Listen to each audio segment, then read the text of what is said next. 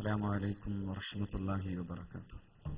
الحمد لله والصلاة والسلام على أشرف رسول الله وعلى آله وأصحابه أجمعين. أعوذ بالله من الشيطان الرجيم. بسم الله الرحمن الرحيم. ثم أورثنا الكتاب الذين اصطفينا من عبادنا فمنهم ظالم لنفسه ومنهم مقتصد ومنهم سابق بالخيرات بإذن الله. صدق الله مولانا العلي العظيم. അഭിയന്തരായ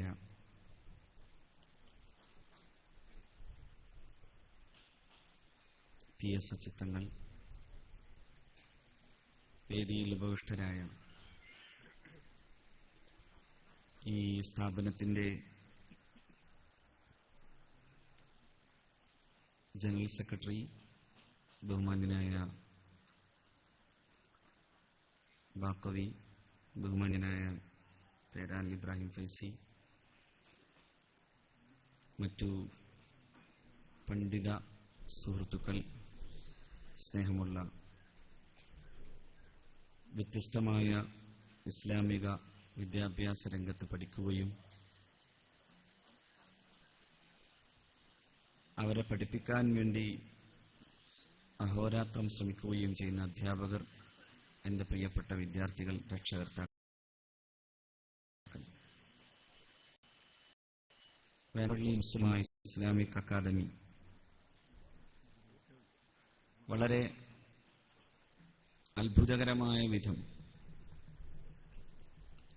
ഒട്ടേറെ ശ്രമങ്ങൾക്കു ശേഷമുണ്ടായിത്തീർന്ന ഒരു മഹാസ്വപ്നത്തിന്റെ സാഫല്യമാണ്. അല്ലാഹു റബ്ബുൽ ഇസ്സത്ത് ഈ സ്വപ്നം പൂർത്തീകരിക്കാൻ ആവശ്യമാകുന്ന പ്രവർത്തനങ്ങൾ ചെയ്ത ഓരോരുത്തരും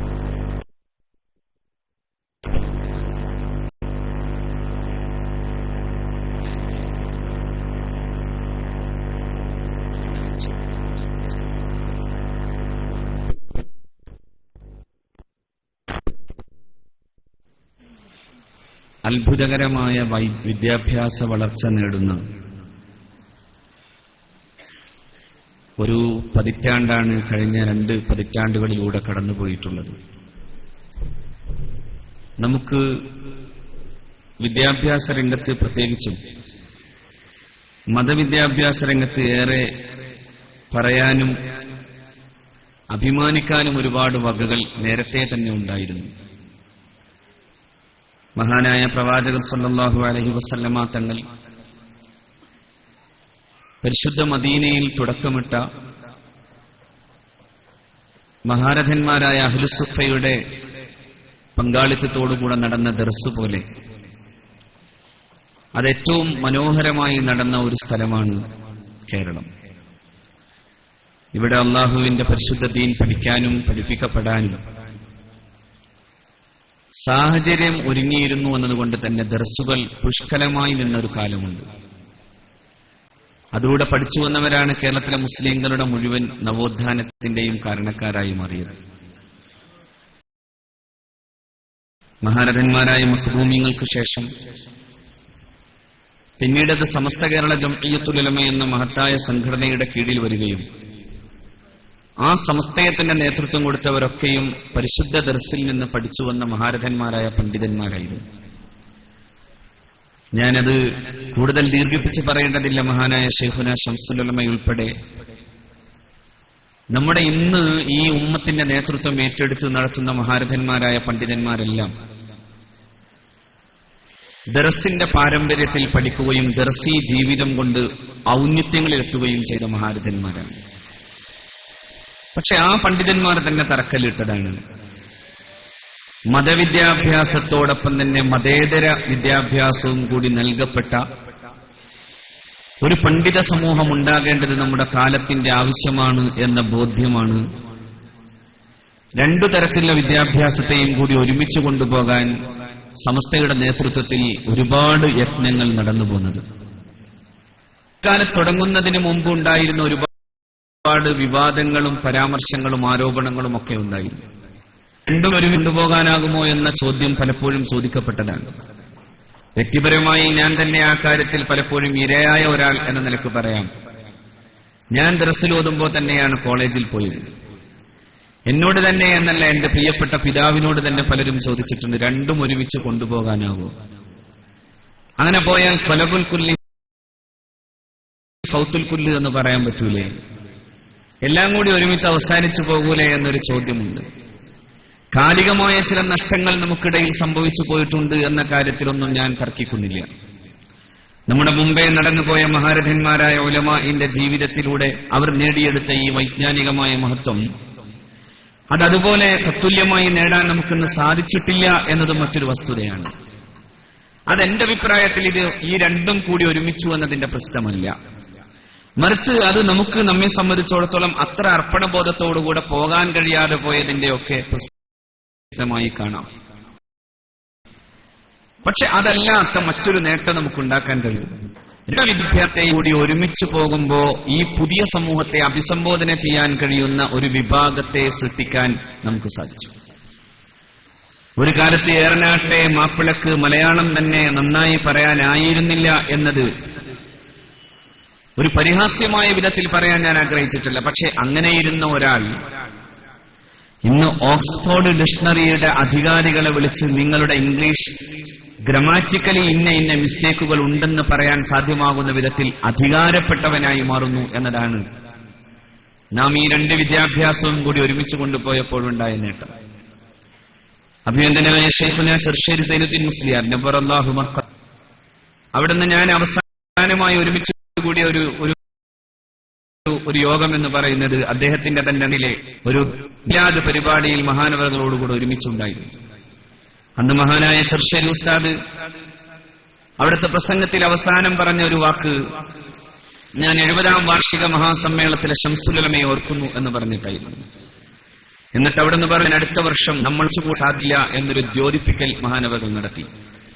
എന്നിട്ട് പറഞ്ഞു, ശൈഖുനാ ശംസുൽ ഉലമ 70-ാം വാർഷിക മഹാസമ്മേളനത്തിൽ അല്ലാഹുവേ, ചെറുപ്പം മുതൽ തുടങ്ങിയതാണ് ഈ ദീനുമായി ബന്ധപ്പെട്ട ഒട്ടേറെ പ്രവർത്തനങ്ങൾ പലതും നടത്തിയിട്ടുണ്ട്. അല്ലാഹുവേ, നീ ഇത് സ്വീകരിക്കണേ എന്ന് പറഞ്ഞതുപോലെ മഹാനവറുകൾ അത് പറയുകയും അത് കഴിഞ്ഞിരുന്നപ്പോ മഹാനവറുകളുടെ മുമ്പിലേക്ക് ഒരു ഒരു പുരസ്കാരം കൊടുക്കാൻ വേണ്ടിയുള്ള ഒരു പരിപാടി വന്നു. ആ പുരസ്കാരം കൊടുക്കേണ്ടത് അബ്ദുന്നൂർ ഹുദവി എന്ന് പറയുന്ന ചെറുപ്പക്കാരനാണ്. മഹാനായ ശൈഖുന അഭിമാനപൂർവ്വം പറയുന്നുണ്ടായിരുന്നു, എന്റെ വിദ്യാർത്ഥിയാണ്. ആ കുട്ടി ചെയ്ത പരിപാടി ഓക്സ്ഫോർഡ് ഡിക്ഷണറിയിലെ ഈ പറയപ്പെട്ട ഇത്തരത്തിലുള്ള ഒരുപാട് തെറ്റുകൾ തിരുത്തിയിട്ടായിരുന്നു അദ്ദേഹം ഓക്സ്ഫോർഡ് ഡിക്ഷണറി അധികാരികളെ ഈ വിഷയം പറഞ്ഞു ധരിപ്പിച്ചത്. അതിന്റെ പേരിലാണ് ആ ഡിക്ഷണറി അധികാരികൾ, അതായത് ആംഗലേയ ഭാഷയിലെ ഏറ്റവും ആധികാരികമായ ഈ നിഘണ്ടുവിന്റെ അധികാരികൾ കേരളത്തിലെ ഈ ചെറുപ്പക്കാരന് കത്തെഴുതി, നിങ്ങൾ പറഞ്ഞത് മുഴുവനും ശരിയാണ്, നിങ്ങൾ ചൂണ്ടിക്കാണിച്ച തെറ്റുകൾ ശരിയാണ്, ഞങ്ങളത് തിരുത്തുന്നു എന്നായിരുന്നു. ഒരു ചില്ലറക്കാര്യമായി നിങ്ങൾ അതിനെ കാണണ്ട. കാരണം അത്രമേൽ ആധികാരികമായി നിൽക്കുന്ന ഒരു നിഘണ്ടുവിന്റെ, ആംഗലേയ നിഘണ്ടുകളിൽ ഏറ്റവും പ്രധാനപ്പെട്ടതാണ് ഓക്സ്ഫോർഡ് ഡിക്ഷണറി. ആ ഡിക്ഷണറിയിലെ ഇന്ന ഭാഗത്ത് ഇന്ന തെറ്റുണ്ടെന്ന് പറയാൻ സാധ്യമാകുന്ന വിധത്തിലേക്ക് നമ്മുടെ മക്കൾ വളർന്നിരിക്കുന്നു എന്നാണ് സമസ്ത കേരള ജംഇയ്യത്തുൽ ഉലമയുടെ കീഴിൽ നടന്ന ഈ സമന്വയ വിദ്യാഭ്യാസ പദ്ധതിയുടെ വിജയത്തെ നമുക്ക് കാണാനാവുന്നത്. കേവലം ഇംഗ്ലീഷ് ഭാഷ പഠിക്കാൻ പോകുന്നു എന്നതുകൊണ്ട് മാത്രമല്ല, മറിച്ച് രണ്ടു തലങ്ങളിലൂടെയും മുന്നോട്ടു പോകാൻ സാധിക്കുന്നു എന്നതുകൊണ്ടാണ്.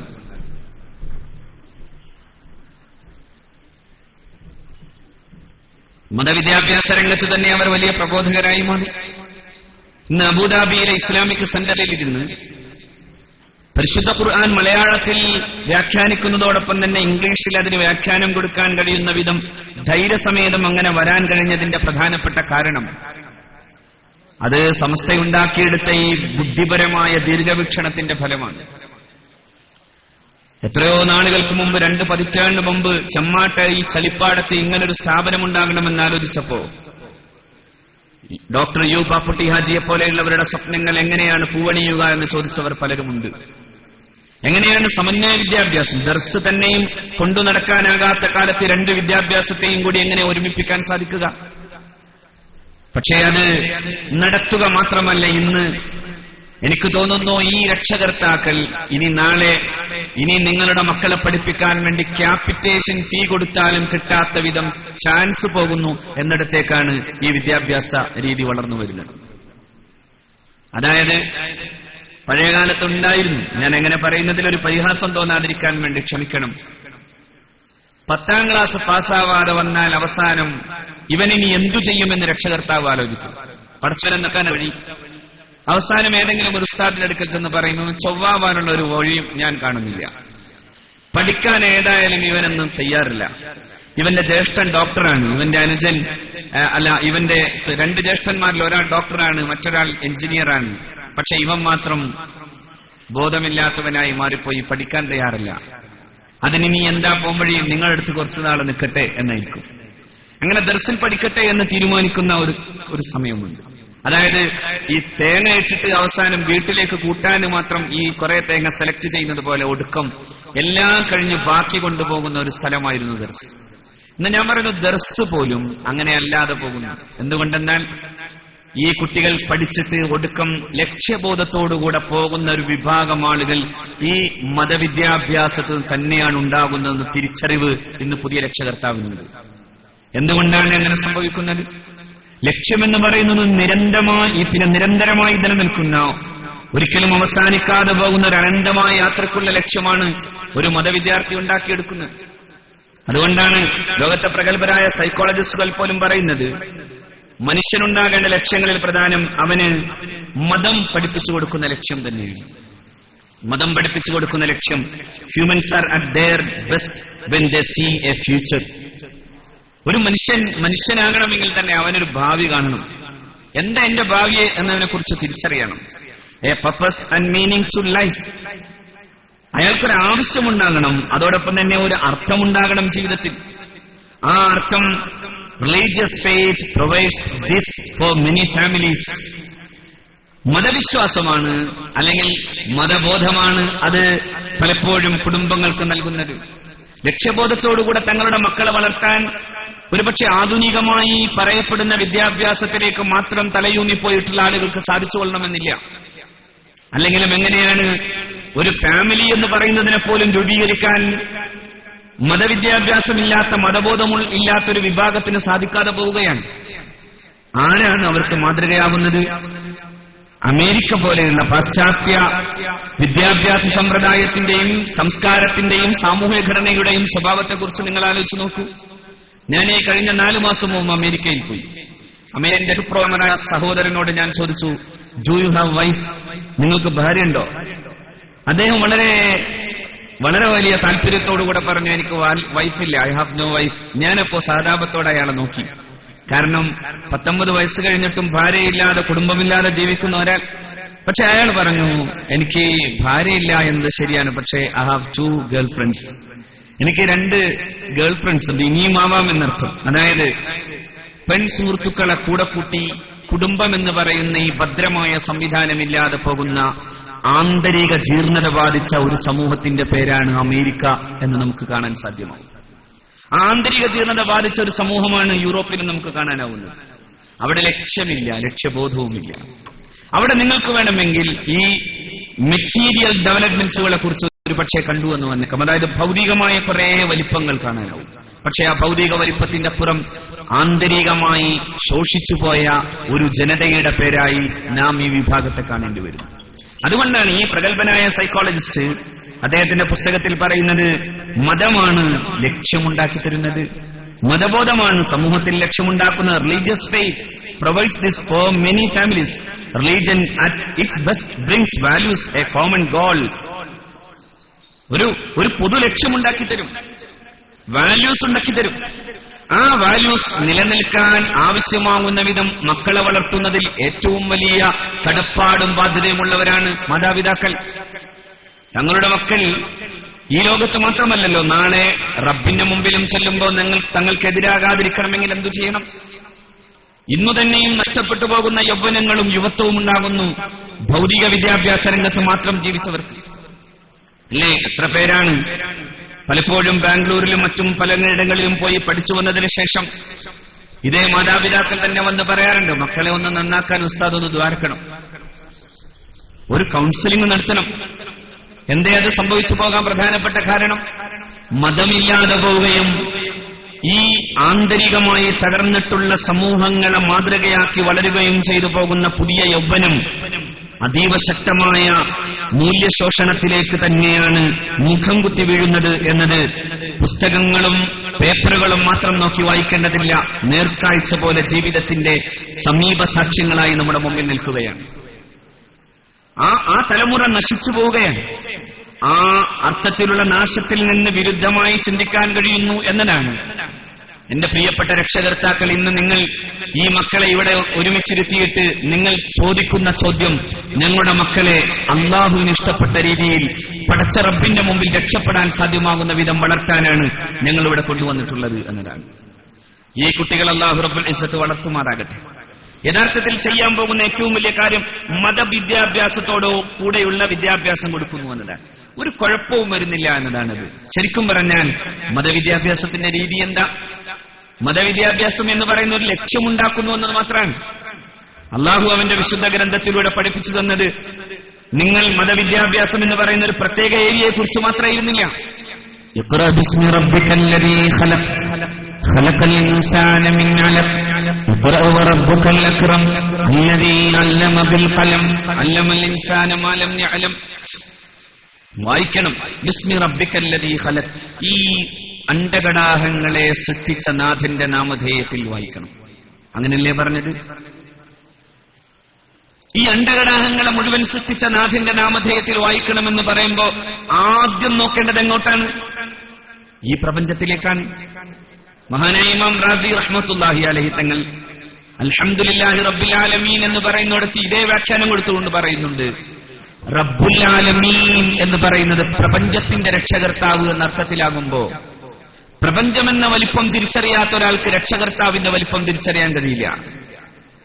അപ്പോ ശരിക്കും നോക്കൂ നിങ്ങൾ, ഈ പ്രപഞ്ചമെന്ന് പറയുന്ന വലിപ്പം തിരിച്ചറിയാൻ ആവശ്യമാകുന്ന ഏതു വായനയും പഠനവും അവസാനം എങ്ങോട്ടെത്തുന്നതാണ്?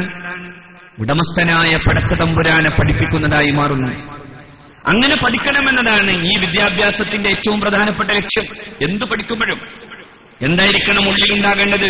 ഉള്ളു നിറയുന്നതാകുന്ന വിദ്യാഭ്യാസം ഉണ്ടാകണം. വിദ്യാഭ്യാസത്തിന് തന്നെ നൽകുന്ന ഏറ്റവും പ്രധാനപ്പെട്ട അതിന്റെ ലക്ഷ്യവും അതിന്റെ പ്രധാന നിർവചനവും എന്ന് പറയുന്നത് ഉള്ളു നിറയുക എന്നതാണ്. എഡ്യൂക്കേഷൻ, ആ വാക്കിന്റെ അർത്ഥം തന്നെ ടു ഡെവലപ്പ് വിത്തിൻ എന്നാണ്. ഉള്ള് വികസിക്കണം, ഉള്ളിന്റെ വികാസം ഉണ്ടാകും. മതവിദ്യാഭ്യാസത്തിലൂടെ അത് നേടൂ. ഏത് മതവിദ്യാഭ്യാസം? അള്ളാഹുവിലേക്കെത്തുന്നത്, പടച്ചവനെ അറിയാൻ സാധ്യമാകുന്നത്. അതുകൊണ്ടാണ് വിശുദ്ധ ഖുർആൻ പറഞ്ഞത്, ഇഖ്റ, നീ വായിക്കണം, ബിസ്മി റബ്ബിക്കല്ലദീ ഖലഖ്, സൃഷ്ടിച്ച നാഥന്റെ നാമധേയത്തിൽ വായിക്കണം. ഖലഖൽ ഇൻസാന മിൻ അലഖ്, ഉമ്മയുടെ ഗർഭപാത്രത്തിൽ അള്ളിപ്പിടിച്ചിരിക്കുന്ന രക്തപിണ്ഡത്തിൽ നിന്ന് മനുഷ്യനെ സൃഷ്ടിച്ച അള്ളാഹുവിന്റെ നാമധേയത്തിൽ. ഉമ്മയുടെ ഗർഭപാത്രത്തിൽ അള്ളിപ്പിടിച്ചിരിക്കുന്ന രക്തപിണ്ഡം ഫത്ഹുൽ മുഈൻ ഓതി കിട്ടുന്നതല്ല. അത് ചിലപ്പോ സയൻസ് തന്നെ പഠിക്കേണ്ടി വരും.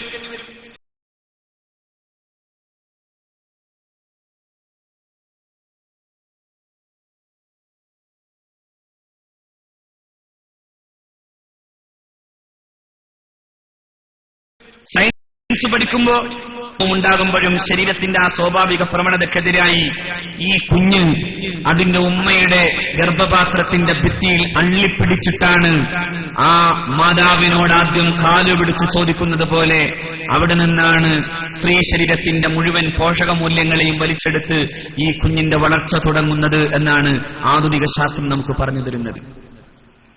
നിങ്ങൾ ആലോചിച്ച് നോക്കിയേ, ഈ ദീൻ ആദ്യം പറഞ്ഞത്, ഈ ഖുർആൻ ആദ്യം പറയുന്നത് രണ്ടും കൂടി പഠിക്കാനുണ്ട്. മതം പഠിക്കണമെങ്കിൽ ഇത് പഠിക്കണം. ലോകത്തെ ഇസ്ലാമിക സമൂഹത്തിന്റെ ചരിത്രത്തെ വായിച്ചെടുക്കൂ നിങ്ങൾ.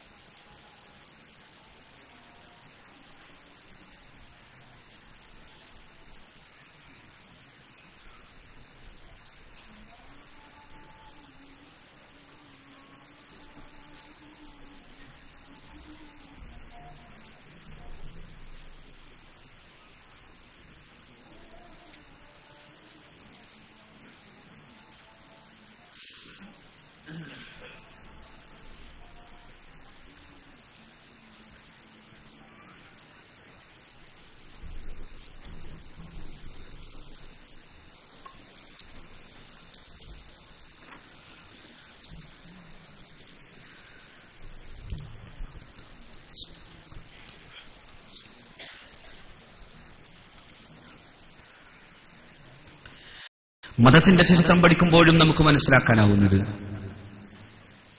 മഹാരഥന്മാരായ കഴിഞ്ഞ കാലത്തിലെ പണ്ഡിതന്മാരാണ്.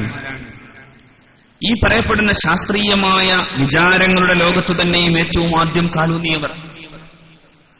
അവരാണ് ഗണിതശാസ്ത്രം പഠിപ്പിച്ചവർ, അവരാണ് എഞ്ചിനീയറിംഗ് പഠിപ്പിച്ചവർ, അവരാണ് മെഡിക്കൽ സയൻസിന്റെ അടിസ്ഥാന നിയമങ്ങളാവുന്ന കിതാബുൽ ഖാനൂൻ എന്ന ഗ്രന്ഥം രചിച്ചവർ. അങ്ങനെ നോക്കുമ്പോ ചരിത്രത്തിൽ ഇത് നേരത്തെയും ഉണ്ടായിരുന്നതാണ്. ഈ പറയപ്പെടുന്ന വിദ്യാഭ്യാസ രീതി അടുത്ത കാലത്ത് പിന്നെ പാശ്ചാത്യവൽക്കരിക്കപ്പെട്ട വിദ്യാഭ്യാസ സംവിധാനം വന്നപ്പോൾ മാറിപ്പോയിട്ടുണ്ടാകുമെങ്കിലും നേരത്തെ ഇത് ഈ വിശുദ്ധ ഖുർആനിൽ പ്രചോദനം ഉൾക്കൊണ്ട ഒരു ജനതയിലൂടെ നടന്നു വന്നിട്ടുള്ളതാണ് ഈ വിദ്യാഭ്യാസ സംവിധാനം അത്രയും. അതുകൊണ്ടാണ് മഹാനായ മുഹമ്മദ് മൂസൽ ഖവാരിസിമി റഹ്മഹുല്ലാ എന്ന മഹാപണ്ഡിതന്റെ യോഗ്യതയെക്കുറിച്ച് പറയാറുള്ളത്, അദ്ദേഹം ഒരു ദിവസം ഒരു ഖത്മ് തീർക്കുന്ന മഹാനാണ്. അത്ര വലിയ പണ്ഡിതനാണ്. പക്ഷെ മുഹമ്മദ് മൂസൽ ഖവാരിസിമിയാണ് അൽ ജിബ്ര എന്ന ശാസ്ത്രശാഖയുടെ ഉപജ്ഞാതാവ്. അൽ ജിബ്ര എന്ന് കേൾക്കുമ്പോൾ തന്നെ നമുക്കറിയാം അത് ശരിക്കും പറഞ്ഞാൽ എന്താണ്. അൽ ജബ്രാണ്. അൽ ജബർ നമ്മൾ സാധാരണ സുജൂദിന്റെ ഇടയിലുള്ള ഇരുത്തത്തിൽ പറയാറില്ലേ, ഉജ്ബുർനി എന്ന്. ആ ഉജ്ബുർനി തന്നെ എടുത്താൽ മതി, അതിന് കിട്ടും നിങ്ങൾക്ക്. അതായത് അതിന്റെ നിഷ്പത്തി വരുന്ന ജബർ എന്ന ധാതുവിൽ നിന്നാണ് മഹാനായ മുഹമ്മദ് മൂസൽ ഖവാരിസിമി തങ്ങൾ അൽ ജിബ്ബർ അൽ ജബർ അതിങ്ങനെ മാറി മാറി വന്ന് അൽ ജിബ്ര എന്ന ആംഗലേയ പ്രയോഗത്തിലേക്ക് വരുമ്പോൾ നമുക്ക് കാണാനാവുന്നത് അതിന്റെ മുന്നിൽ അത് ഉണ്ടാക്കാൻ അതിന്റെ രചന നടത്തിയത് കിതാബുൽ ജബർ മഹാനായ മുഹമ്മദ് മൂസൽ ഖവാരിസിമിയുടേതാണ്. കിതാബുൽ ജബ്രി വൽ മുഖാബല, കിതാബുൽ ജബ്രി വൽ മുഖാബല, ആ ഗ്രന്ഥം എഴുതുന്നത് മഹാനവറുകളാണ്. അദ്ദേഹം ഒരു മഹാപണ്ഡിതനായിരുന്നു എന്ന് മാത്രമല്ല, റബ്ബുൽ മശ്രിഖൈനി വൽ മഗ്രിബൈൻ അന്വേഷിച്ചു നടന്ന് യഥാർത്ഥത്തിൽ ഇസ്ലാമിക ചരിത്രം നമ്മളെ പഠിപ്പിക്കുന്നു. മഹാനായ മുഹമ്മദ് മൂസൽ ഖവാരിസിമി മശ്രിഖുകൾ രണ്ടെണ്ണമുണ്ടെന്നറിയുമ്പോ, മഗ്രിബുകൾ രണ്ടെണ്ണമുണ്ടെന്നറിയുമ്പോ അതന്വേഷിച്ചു നടന്ന് ആദ്യമായി അമേരിക്ക എന്ന് പറയുന്ന ഈ കോണ്ടിനെന്റ് കണ്ടെത്തിയതും മഹാനായ മുഹമ്മദ് മൂസൽ ഖവാരിസിമിയാണ്. നമ്മളിങ്ങനെ Columbus discovered America, Columbus discovered America എന്ന് പഠിച്ചുപോയിന്ന് മാത്രം. പക്ഷെ അതിനു മുമ്പ് അങ്ങനെ ഒരു നടത്തം ഇസ്ലാമിക ലോകത്ത് നടന്നിട്ടുണ്ട്. ഒരു ജയിലറയിലെ തന്റെ ജയിലിന്റെ ഉള്ളിലെ ഒരു ചെറിയ സുഷിരത്തിലൂടെ കടന്നു വന്ന പ്രകാശം നോക്കി നിന്ന് ഒരു മനുഷ്യൻ പ്രകാശത്തിന്റെ അനന്ത സാധ്യതകളെ കുറിച്ച് പഠിച്ചു. ഇബ്നു ഹൈസം എന്ന മഹാപണ്ഡിതൻ, അദ്ദേഹം അതിനൊരു പുസ്തകം എഴുതി, കിതാബുൽ മനാമിർ. ആ ഗ്രന്ഥം ലോകത്തേറെ ചർച്ച ചെയ്യപ്പെട്ടു. 8 വാള്യം വരുന്ന ആ ഗ്രന്ഥത്തെ അടിസ്ഥാനപ്പെടുത്തിയാണ് കഴിഞ്ഞ വർഷം 2015 മുസ്ലിം ലോകത്തല്ല, UN എന്ന് പറയുന്ന അന്താരാഷ്ട്ര ഗവൺമെന്റിന്റെ, അതായത് ലോക ഗവൺമെന്റ് ലോകത്തെ മുഴുവൻ ഒരു വാർഷികാചരണം നടത്തി. ദ ഇയർ ഓഫ് ലൈറ്റ്, പ്രകാശത്തിന്റെ വർഷം. മറ്റാർക്കും വേണ്ടിയല്ല, ഇബ്നു ഹൈസമിന് വേണ്ടി. എന്താ ഇബ്നു ഹൈസം ചെയ്തത്? ഇബ്നു ഹൈസം ഖുർആൻ അടിസ്ഥാനപ്പെടുത്തി പറഞ്ഞു, ഈ ശാസ്ത്രം അവസാനം ഒരു വെളിച്ചം കണ്ടെത്തണം, അത് മറ്റൊരു വെളിച്ചവുമല്ല, അല്ലാഹു എന്ന വെളിച്ചം. ഇബ്നു ഹൈസമിന്റെ ലക്ഷ്യം അതായിരുന്നു. പഠിച്ചു പോകുമ്പോൾ അവസാനം പടച്ചവനെ തിരിച്ചറിയാൻ സാധ്യമാകുന്ന വെളിച്ചത്തിലേക്കാണ് ഇബ്നു ഹൈസം തന്റെ ഈ പ്രകാശത്തെക്കുറിച്ചുള്ള അന്വേഷണം അവസാനിപ്പിക്കുന്നത് എന്ന് വരുന്നിടത്താണ് നാം എന്റെ പ്രിയപ്പെട്ട കുട്ടികളോട് പറയാനുള്ളത്, പഠനം ഈ 2 തലത്തിൽ നിന്ന് പഠിച്ചവസാനിപ്പിക്കേണ്ടത് ആധ്യാത്മികമായ വെളിച്ചം ലഭ്യമാകുന്ന ആ വെളിച്ചത്തിലേക്കാണ്. അതിനാണ് നമ്മൾ പഠിക്കുന്നത്, അതിനാണ് നമ്മൾ പഠിക്കേണ്ടതും. അതിന് ആകാശവും ഭൂമിയും അന്വേഷിച്ചിറങ്ങണമെന്ന് പരിശുദ്ധ റസൂൽ സ്വല്ലല്ലാഹു അലൈഹി വസല്ലം തന്നെ നമ്മളെ പഠിപ്പിച്ചു തരുന്നു. ഒരു രാത്രിയിൽ മഹാനായ പ്രവാചകർ സ്വല്ലല്ലാഹു അലൈഹി വസല്ലം തങ്ങൾ ഉറക്കൊഴിച്ച് ആ രാത്രിയിൽ ഇങ്ങനെ നിരന്തരമായ ഇബാദത്തിലും സുജൂദിലും കിടന്ന ഒടുക്കം മഹാനായ ബിലാൽ ഇബ്നു റബാഹ് റളിയല്ലാഹു തആല അൻഹു സുബ്ഹ് നമസ്കാരത്തിന്റെ ബാങ്കുലി മുഴക്കാൻ വേണ്ടി വരുമ്പോ ഹബീബ് നിരന്തരമായ ആരാധനയിലാണെന്ന് മനസ്സിലാക്കിയപ്പോ അഷ്റഫുൽ ഖൽഖ് സല്ലല്ലാഹു അലൈഹി വസല്ലം തങ്ങളോട് തന്നെ ചോദിക്കുന്നു, നബിയെ, രണ്ട് പാപങ്ങളും, അതായത് മുന്തിയതും വരാനുള്ളതുമായ പാപങ്ങൾ മുഴുവൻ പുറത്തു തന്ന ആ അർത്ഥത്തിൽ പൊറുക്കപ്പെട്ട ഒരു മഹാവ്യക്തിത്വമായിരിക്കെ അങ്ങെന്തിനാണ് ഇത്രയേറെ കിണഞ്ഞ് ഈ രാത്രി മുഴുവനും കരഞ്ഞ് ഈ രാവേറെ പോയിട്ട് പോലും ഉറങ്ങാതെ അങ്ങെന്തിനാണ് ഞാൻ ഇബാദത്തിലിരുന്നത് എന്ന് ചോദിക്കുമ്പോ അഫലാ അകൂനു അബ്ദൻ ശകൂറ, ഞാനൊരു നന്ദിയുള്ള ഒരു അടിമയാകണ്ടേ എന്ന് ചോദിച്ച മുഹമ്മദ് നബി സല്ലല്ലാഹു അലൈഹി വസല്ലം എന്നിട്ട് പറയുന്നുണ്ട്, ബിലാൽ, എനിക്കൊരു സുന്ദരമായ ആയത്തൊന്നാണ് അവതരിക്കപ്പെട്ടത്. ഈ രാത്രിയിലാണ് അല്ലാഹു റബ്ബുൽ ഇസ്സത്ത് എന്നോട് ഒരു മനോഹരമായ ആയത്ത് അവതരിപ്പിച്ചു തന്നത്. ആയത്തിന്റെ പ്രത്യേകത ഇതാണ്: ഇന്ന ഫീ ഖൽഖിസ് സമാവാതി വൽ അർളി വഖ്തിലാഫിൽ ലൈലി വൻ നഹാരി ലആയാതിൻ ലിഉലിൽ അൽബാബ് അല്ലദീന യദ്കുറൂനല്ലാഹ ഖിയാമൻ വഖുഊദൻ വഅലാ ജുനൂബിഹിം വയതഫക്കറൂന ഫീ ഖൽഖിസ് സമാവാതി വൽ അർളി റബ്ബനാ മാ ഖലഖ്ത ഹാദാ ബാത്തിലാ സുബ്ഹാനക ഫഖിനാ അദാബൻ നാർ. എമ്പാടും ചിന്തിപ്പിക്കാനത്. നമ്മുടെ കുട്ടികളെ കൊണ്ടുപോയി ഏത് വിദ്യാഭ്യാസം കൊടുക്കുക വെച്ചാൽ രണ്ടും കൂടി ഒരുമിച്ച് നിൽക്കുന്ന വിദ്യാഭ്യാസം കൊടുത്താൽ ഈ ആയത്തിന്റെ പൂർണ്ണാർത്ഥമായി. എന്താണ്? ഇന്ന ഫീ ഖൽഖിസ് സമാവാതി വൽ അർള്, നിശ്ചയം ആകാശഭൂമികളുടെ സൃഷ്ടിപ്പിലും വഖ്തിലാഫിൽ ലൈലി വൻ നഹാരി, രാവിന്റെയും പകലിന്റെയും വ്യതിയാനത്തിലും ലആയാതിൻ ലിഉലിൽ അൽബാബ്, ചിന്തിക്കുന്ന ആളുകൾക്ക് ഒരുപാട് ദൃഷ്ടാന്തങ്ങൾ.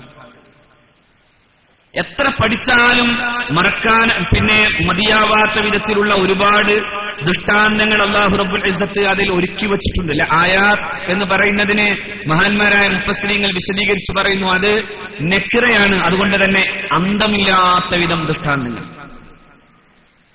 അതിനെ തൻകീറാക്കുമ്പോ അതിന് യാതൊരു ചിട്ടവുമില്ലാത്ത വിധം ദൃഷ്ടാന്തങ്ങൾ നിരന്തരം കിടക്കുന്നു.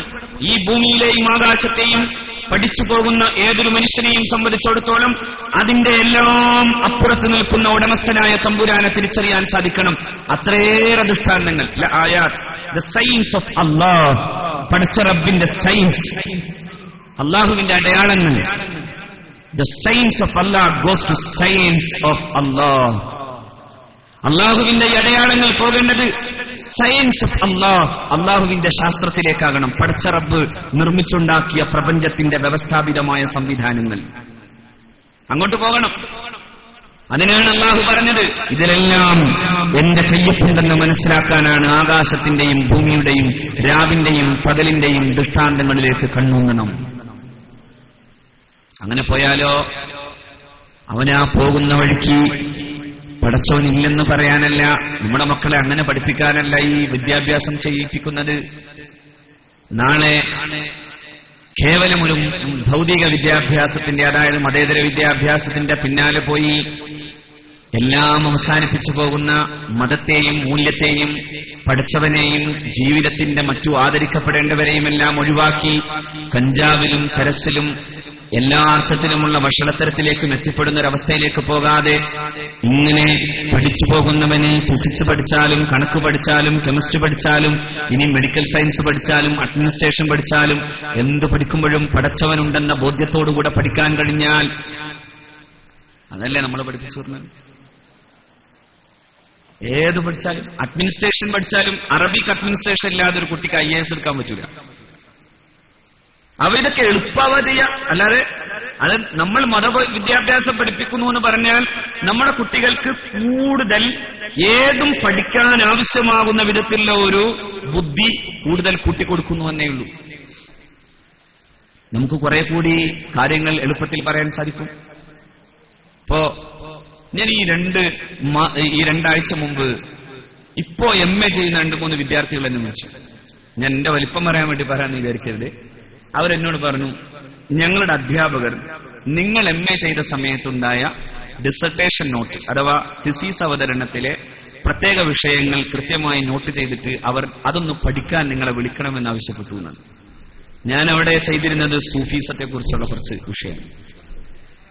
ആർക്കാ പറയാൻ പറ്റുക സൂഫീസത്തെ കുറിച്ച്? നിങ്ങളുടെ കുട്ടികൾക്ക് പറയാനാവും. സൂഫീസത്തെ കുറിച്ച് കൃത്യമായി പറയാൻ. ഇപ്പൊ സൂഫി എന്നൊക്കെ പറഞ്ഞ ചിരി വരാവുന്ന ഒരു സൂഫീസം വരുന്നുണ്ട്. പക്ഷേ ഞാൻ ആ വിഷയം ഇൻഷാ അല്ലാഹ് ഇപ്പൊ പറയാൻ ഉദ്ദേശിക്കുന്നില്ല. പക്ഷേ തസവൂഫിന്റെ ശരിയായ വഴി പഠിക്കുമ്പോ അത് ഏതൊക്കെ സിദ്ധാന്തങ്ങളോട് വിയോജിപ്പ് കാണിക്കുന്നു എന്ന് കൃത്യമായി പറയാൻ സാധിക്കുന്നത് പഠിക്കാൻ കഴിഞ്ഞതുകൊണ്ടാണ്. ഇപ്പോ അത് പഠിക്കേണ്ട ഒരു കാലമാണ്. കാരണം എന്താ അറിയോ, ഇപ്പോ അദ്വൈതത്തോട് ചേർത്ത് വച്ച് ഹൈന്ദവമായ അദ്വൈതം ഈ സൂഫിസത്തോട് താരതമ്യം ചെയ്ത് ഇന്ത്യയിൽ സൂഫിസത്തെ കൊണ്ടുപോയി, അതായത് തസൗഫിനെ കൊണ്ടുപോയി ഭാരതവൽക്കരിക്കാൻ വേണ്ടിയുള്ള ശ്രമങ്ങൾ നടക്കുന്നതിന്റെ ഒന്നാമത്തെ അജണ്ടയാണ് കാന്തപുരം ഉൾപ്പെടെയുള്ളവർ ചെയ്തു വെച്ചിട്ടുള്ള അന്താരാഷ്ട്ര സൂഫി സമ്മേളനം. അല്ലാഹ് നമ്മളെ കാക്കുമാരാകട്ടെ. അത് അങ്ങനെയൊക്കെ വരും, ഇൻഷാ അല്ലാഹ് അങ്ങനെയൊക്കെ വരും എന്ന് കാണുന്നു, നമ്മൾ പേടിക്കുന്നു. പക്ഷേ ഞാൻ പറയുന്നത്, അങ്ങനെയുള്ള വിഷയങ്ങളെ കുറിച്ച് പഠിക്കാനും പറയാനും കഴിയണമെങ്കിൽ രണ്ടും പഠിക്കണം. ഈ പുതിയ കാലത്തിന്റെ വെല്ലുവിളി നേരിടാൻ സാധിക്കണമെങ്കിൽ രണ്ടും പഠിക്കണം. ഇത് അള്ളാഹു അവന്റെ വിശുദ്ധ ഗ്രന്ഥത്തിലൂടെ നമ്മളെ പഠിപ്പിക്കുകയാണ്. അതുകൊണ്ടാണ് ഞാൻ പറഞ്ഞത്, പുണ്യനബി സല്ലല്ലാഹു അലൈഹി വസല്ലം തങ്ങൾ പറയുന്നു, ഈ രാത്രി എനിക്ക് ഉറങ്ങാതെ കഴിഞ്ഞു പോകേണ്ടി വന്നതിന്റെ പ്രധാനപ്പെട്ട കാരണം ഞാൻ ഇന്നത്തെ രാത്രിയിൽ എനിക്ക് അവതരിപ്പിക്കപ്പെട്ട ആയത്തിൽ ഇങ്ങനെ നിരന്തരമായി ആലോചിക്കുകയായിരുന്നു. ഈ ആയത്തോടുന്നവൻ എന്നിട്ടിതിനെ ആലോചിക്കാത്തവന് അവന് നാശമുണ്ടാകട്ടെ എന്ന് സയ്യിദുനാ മുഹമ്മദ് റസൂൽ. ഈ ആയത്ത് ഓതിയ പോരാ, അത് ആലോചിക്കണം. ഈ ആയത്ത് കേവലം ഓതുകയല്ല, അതിനെ പഠിക്കണം. അങ്ങനെ പഠിക്കുമ്പോഴോ അതിൽ ഒരുപാട് വിഷയങ്ങൾ അള്ളാഹുവിന്റെ പരിശുദ്ധ ഖുർആൻ നമ്മളെ പഠിപ്പിച്ചു തരും. ശരിക്കും പറഞ്ഞാൽ ഈ ആയത്തിലുള്ളത് സ്പേസ് ആൻഡ് ടൈം എന്ന് പറയുന്ന ഒന്നാണ്. ഈ ചൂടൻ സമയത്ത് ഞാനത് വിശദീകരിച്ച് പറയല്ല, സ്ഥലവും കാലവുമാണ് അള്ളാഹു ആയത്തിൽ ഒരുമിപ്പിച്ചു വെച്ചത്. അതായത് പ്രപഞ്ചത്തിന്റെ അടിസ്ഥാനപരമായ രണ്ടു കാര്യങ്ങളെ അള്ളാഹു അതിൽ വെച്ചു. ഒന്ന് ഭൂമിയും ആകാശവും, അതായത് സ്ഥലം. മറ്റൊന്ന് രാവിന്റെയും പകലിന്റെയും വ്യത്യാസം, അതായത് സമയം. ഇത് രണ്ടുണ്ടെങ്കിലേ പ്രപഞ്ചമുള്ളൂ. ആധുനിക ശാസ്ത്രലോകം ഇന്ന് ഈ പ്രപഞ്ചത്തെക്കുറിച്ച് പഠിക്കാൻ രണ്ട് പ്രധാനപ്പെട്ട മാപിനികളാണ് ഉപയോഗിക്കുക. ഒന്ന് സ്ഥലം, മറ്റൊന്ന് കാലം. ഈ സ്ഥലത്തെയും കാലത്തെയും തൊട്ടുണർത്തിയാണ് പടച്ചതമ്പുരാൻ പറയുന്നത്, അള്ളാഹുവിന്റെ ദൃഷ്ടാന്തങ്ങളാണ് സ്ഥലത്തിലുമുള്ളത് കാലത്തിലുമുള്ളത്. എന്നിട്ടാണ് അല്ലാഹു റബ്ബുൽ ഇസ്സത്ത് പറയുന്നത്, ഇത് പഠിച്ചവൻ എന്തേ പറയാ അവസാനം, റബ്ബനാ മാ ഖലഖത ഹാദാ ബാത്തില, പടച്ചവനെ ഇതൊന്നും നീ വെറുതെ സൃഷ്ടിച്ചതല്ല, ഇതിന്റെ പിന്നിൽ നീ എന്ന മഹാരഹസ്യത്തെ തിരിച്ചറിയേണ്ടതുണ്ട്. ആ രഹസ്യം എനിക്ക് തിരിച്ചറിയാനാകാതെ പോയാൽ ഫഖിനാ അദാബന്നാർ, നരകം എന്ന് പറയുന്ന അഗ്നികുണ്ഡം, അതിൽ ശിക്ഷ അനുഭവിക്കേണ്ടി വരുന്ന ഒരവസ്ഥയിൽ ജീവിക്കേണ്ടി വരുന്ന ഒരു കാലം എനിക്ക് വരാനുണ്ട് റബ്ബേ, നീ കാക്കേണമേ എന്നാണ്. ഇത് ഒരാൾക്ക് ദുആ ചെയ്യാൻ സാധ്യമാകണമെങ്കിൽ അവൻ എന്തുണ്ടാകണം? മതബോധം ഉണ്ടാകണം. മതവിദ്യാഭ്യാസം ആർജിച്ചൊരു കുട്ടിയെ നിങ്ങൾ ഈ പറയപ്പെടുന്ന വിദ്യാഭ്യാസത്തിന്റെ ഏതു തലത്തിലേക്കും വിട്ടോളൂ. ദാറുൽ ഹുദ ഇസ്ലാമിക് യൂണിവേഴ്സിറ്റിയിൽ നിന്ന് പഠിച്ച കുട്ടി പിന്നീട് ജവഹർലാൽ നെഹ്റു യൂണിവേഴ്സിറ്റിയിൽ പഠിച്ചു. എത്ര പേർ? പക്ഷെ അവരാരും പഴച്ചുപോയില്ലെന്ന് മാത്രമല്ല, സമുദായത്തിന് കാമ്പുള്ള സന്താനങ്ങളാക്കി അല്ലാഹു റബ്ബുൽ ഇസ്സത്ത് അവരെ മാറ്റി. ഇന്നും നമ്മുടെ പ്രിയപ്പെട്ട ഡോക്ടർ സുബൈർ ഹുദവിയെ പോലെയുള്ളവർ പഠിച്ചു പോകുന്നത് JNUവിലാണ്. പക്ഷെ JNUവിൽ പഠിക്കണമെങ്കിൽ നന്നായിട്ട് ഈമാൻ വേണം. എന്താ കാര്യം? ഞാൻ JNU കണ്ടു. JNUവിന്റെ ഓരോ ബോയ്സ് ഹോസ്റ്റലും അർദ്ധരാത്രിയാകുമ്പോ ഗേൾസ് ഹോസ്റ്റലായി മാറുന്നു എന്ന് വെച്ചാൽ രണ്ടുപേരും ഒരുമിച്ച് ജീവിക്കൂടുന്നതാണ്. അതാണ് അവിടുത്തെ അവസ്ഥ. പക്ഷെ അങ്ങനെ വരുന്നൊരവസ്ഥയിൽ അത്തരം കോളേജുകളിൽ പഠിക്കുകയും അങ്ങനെ വരികയും ചെയ്യുന്ന കുട്ടികൾക്കിടയിൽ സദാചാരബോധം പഠിപ്പിക്കണമെങ്കിൽ എന്ത് വേണം? പക്ഷെ അതേ JNUവിലെയും ഡൽഹിയിലും മറ്റു യൂണിവേഴ്സിറ്റികളിലെയും ഏറ്റവും പ്രഗത്ഭരായ വിദ്യാർത്ഥികളെ പടച്ചുണ്ടാക്കാൻ സാധിച്ചതോ സമസ്ത കേരള ജംഇയ്യത്തുൽ ഉലമ നൽകിയിട്ടുള്ള ഈ സമന്വയ വിദ്യാഭ്യാസ പദ്ധതിയിൽ നിന്നാണ്. അടുത്ത് ഡൽഹിയിൽ നിന്ന് വന്ന പ്രഗത്ഭനായൊരു അക്കാദമിസ്റ്റ് തന്നെ പറഞ്ഞു, ഞങ്ങൾക്ക് മലയാളി കുട്ടികളെയാണ് ഇഷ്ടം. മലയാളി കുട്ടികളെയാണെന്ന് പറഞ്ഞതിന്റെ അർത്ഥത്തിൽ നിന്ന് വായിച്ചെടുക്കാൻ സാധ്യമാകുന്ന മറ്റൊരു കാര്യം, പ്രഗത്ഭരായ ഹുദവികളും വാക്കികളും ഒക്കെ പോയി പഠിക്കുന്നത് ഇത്തരം യൂണിവേഴ്സിറ്റികളിലാണ്. അവിടെ അവരാണ് കേമന്മാർ. തുർക്കി യൂണിവേഴ്സിറ്റിയിൽ പഠിക്കുക മാത്രമല്ല പഠിപ്പിക്കുകയും ചെയ്യുന്ന പിന്നെ ഹുദവിയായ ചെറുപ്പക്കാരൻ മനോഹരമായ ഇംഗ്ലീഷിൽ, മനോഹരമായ പിന്നെ ബ്രിട്ടീഷ് ആക്സന്റിൽ മനോഹരമായി പ്രസംഗിക്കുന്നത് കേട്ട് എന്റെ കണ്ണു നിറഞ്ഞിട്ടുണ്ട്. കാരണം ഒരു കാലത്ത് ഇതൊന്നും സാധ്യമാകില്ലെന്ന് പറഞ്ഞിരുന്നവർ, ഈ ചെളിപ്പാടത്ത് എന്തിനാണ് ഈ വിഡ്ഢിത്തം ഉണ്ടാക്കുന്നത് എന്ന് പറഞ്ഞവർക്ക് ഇന്ന് ഏറ്റവും മനോഹരമായ മറുപടി കൊടുക്കാൻ സാധിച്ചത് സമസ്തയുണ്ടാക്കിയ ഈ വിപ്ലവത്തിലൂടെയാണ്. അവർ മോശക്കാരല്ല, അവർ മതവിദ്യാഭ്യാസം നന്നായി പഠിച്ചവരാണ്. അവർ തുറഫ പഠിച്ചത് കേരളം കണ്ട് ഏറ്റവും പ്രഗത്ഭനായ കർമ്മശാസ്ത്ര വിശാരദന്റെ മുമ്പിലിരുന്നാണ്. മഹാനായ ചെർശ്ശേരി സൈനുദ്ദീൻ മുസ്ലിയാർ നബ്ബറല്ലാഹു മർഖദഹു, ഈ ഉമ്മത്തിന്റെ അഭിമാനവും ഈ ഉമ്മത്തിന്റെ ചരിത്രത്തിലെ നിസ്തുലമായ കർമ്മശാസ്ത്ര വൈശരഥ്യവുമായി കടന്നുപോയ മഹാനായ ചെറുശ്ശേരി സൈനുദ്ദീൻ മുസ്ലിയാരുടെ മുമ്പിലിരുന്നാണ് ആ കുട്ടികളൊക്കെ തുഹ്ഫ പഠിച്ചത്. തുഹ്ഫയുടെ ഉള്ളറിഞ്ഞത്. തുഹ്ഫയുടെ ഉള്ളറിയുക എന്ന് പറയുന്നത് കേവലം തുഹ്ഫയുടെ അക്ഷരങ്ങളിൽ നിന്ന് വായിച്ചെടുക്കേണ്ടതല്ല, അതിന്റെ ഉള്ളിലേക്ക് ആഴമുള്ള അറിവിലേക്ക് പോകാൻ കഴിഞ്ഞ ഒരു ആഴമുള്ള മഹാപണ്ഡിതന്റെ മുന്നിലിരുന്നാണ് തുഹ്ഫത്തുൽ മുഹ്താജ് എന്ന് പറയുന്ന ഗ്രന്ഥം പഠിക്കാൻ ഹുദവികൾക്ക് സാധിച്ചത്.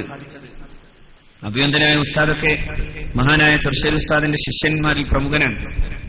ഞാൻ പറയുന്നത് രണ്ടും പഠിച്ചിട്ട് രണ്ടിലും നേടാൻ സാധ്യമാകുന്ന നേട്ടങ്ങൾ നേടാൻ സാധിക്കുന്നു. എന്തുകൊണ്ടാണ്?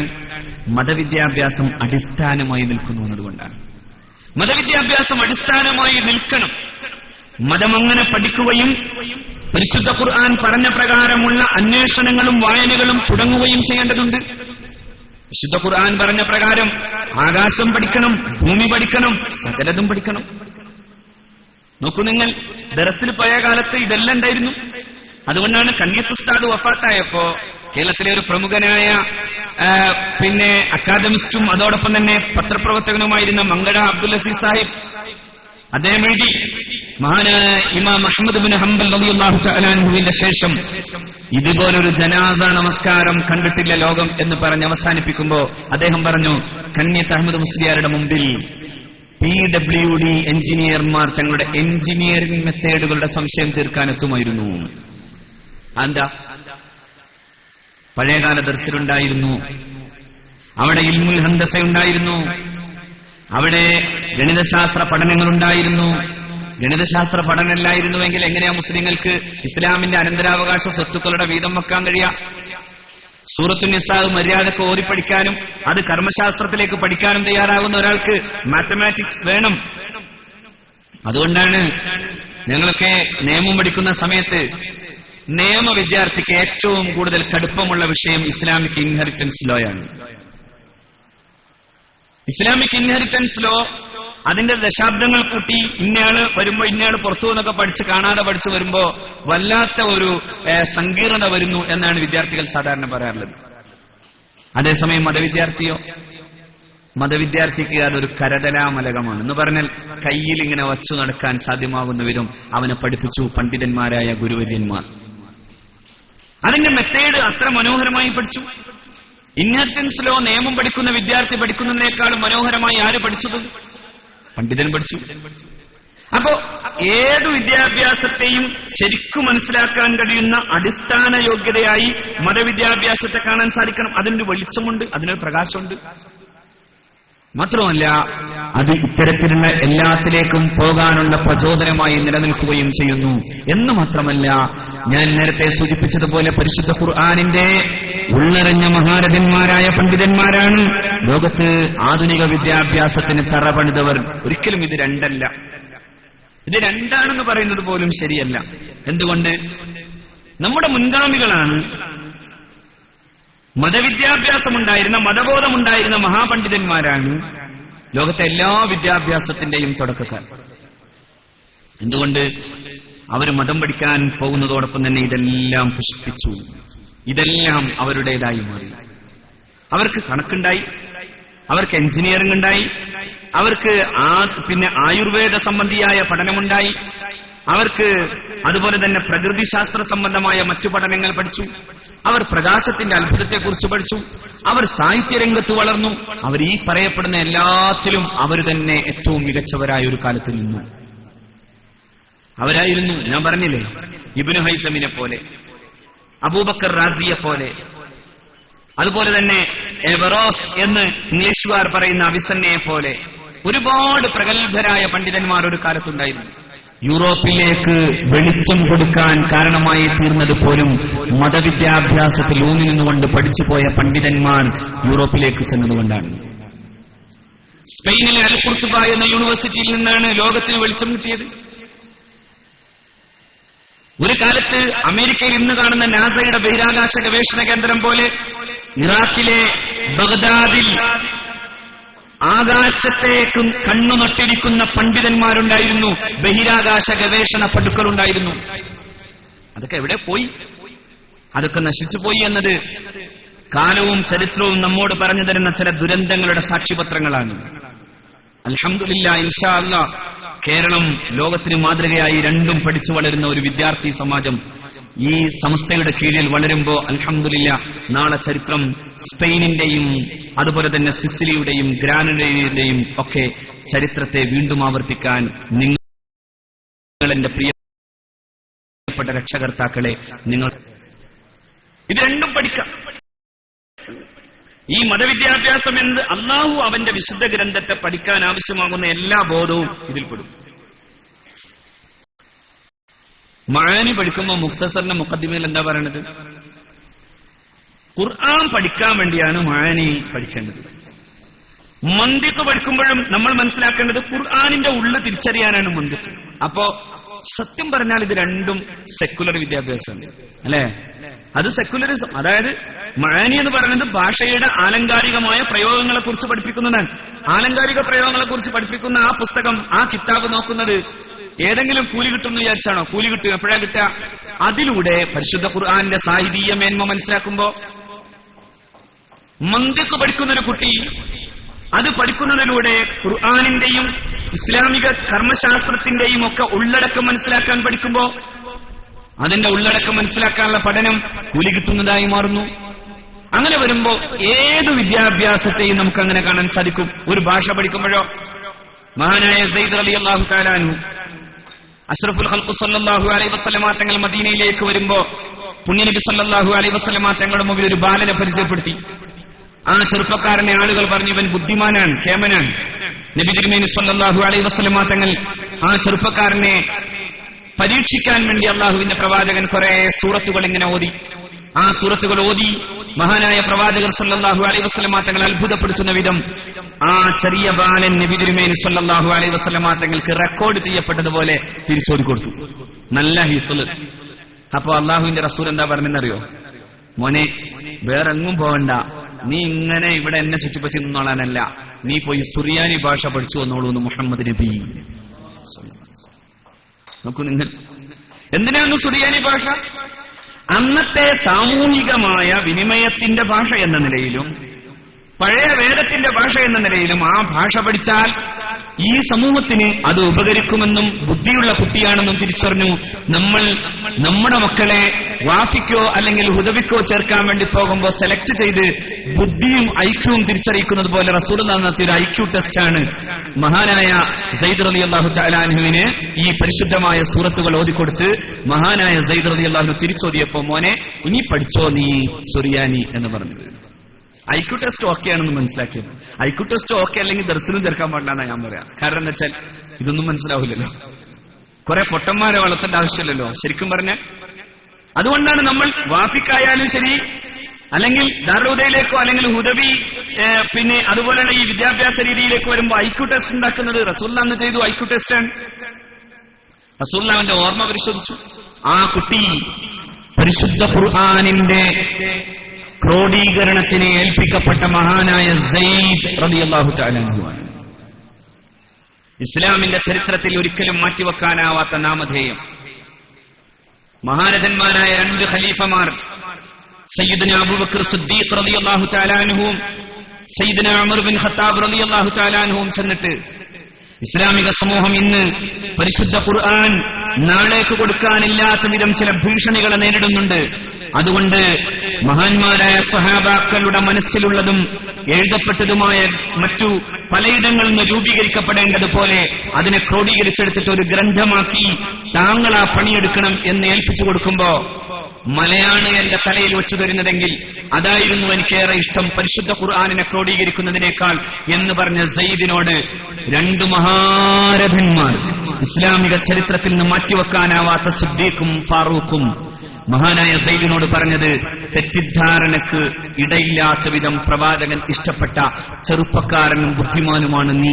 അതുകൊണ്ട് നിന്നെ തന്നെയാണ് ഈ വലിയ ദൗത്യം ഏൽപ്പിക്കാൻ ഞങ്ങൾ ആഗ്രഹിക്കുന്നത് എന്നായിരുന്നു സയ്യിദുന സിദ്ദീഖും സയ്യിദുന ഫാറൂഖും റളിയല്ലാഹു തആല അൻഹുമാ രണ്ടുപേരും പറഞ്ഞത്.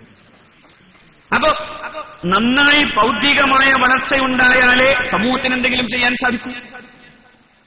ആ സാമൂഹികമായ സംഭാവനകൾ ചെയ്യാൻ കഴിയുന്ന ഒരു കുട്ടി എന്റേതാകണമെന്ന് ഒരു പിതാവ് ആഗ്രഹിക്കുന്നിടത്തല്ലേ ആ പിതാവിന്റെ അഭിമാനം. അള്ളാഹു നമ്മുടെ മാതാപിതാക്കൾക്ക് വലിയ ആയുരാരോഗ്യ സൗഭാഗ്യങ്ങൾ നൽകുമാറാകട്ടെ. എന്റെ പ്രിയപ്പെട്ട രക്ഷകർത്താക്കളെ, എന്റെ മോൻ എന്റെ ഈ ഉമ്മത്തിന് നാളെ പ്രയോജനകരമായി മാറുന്ന വിധം, നാളെ അവസാനം ആഖിറത്തിലേക്ക് കൂടി എന്റെ ജയത്തിന് കാരണമായി തീരുന്നത് വിധം എനിക്ക് വളർത്താൻ സാധിച്ചു എന്നതിനേക്കാളും വലിയ സാഫല്യം ഏതാണ് ഒരു പിതാവിന് നൽകാൻ സാധ്യമാവുക? എന്റെ പ്രിയപ്പെട്ട വിദ്യാർത്ഥി സുഹൃത്തുക്കൾ ആലോചിക്കണം. നിങ്ങൾക്ക് കഴിയുന്ന ഏറ്റവും പ്രധാനപ്പെട്ട കാര്യം, നിങ്ങൾ ഈ ഉമ്മത്തിന്റെ നായകസ്ഥാനത്ത് വരികയാണ്. നിങ്ങൾക്ക് കഴിയുന്ന ഒന്ന് ഒരു പക്ഷേ ഒരു ജില്ലാ കളർക്ക് സാധിച്ചു കൊള്ളണമെന്നില്ല.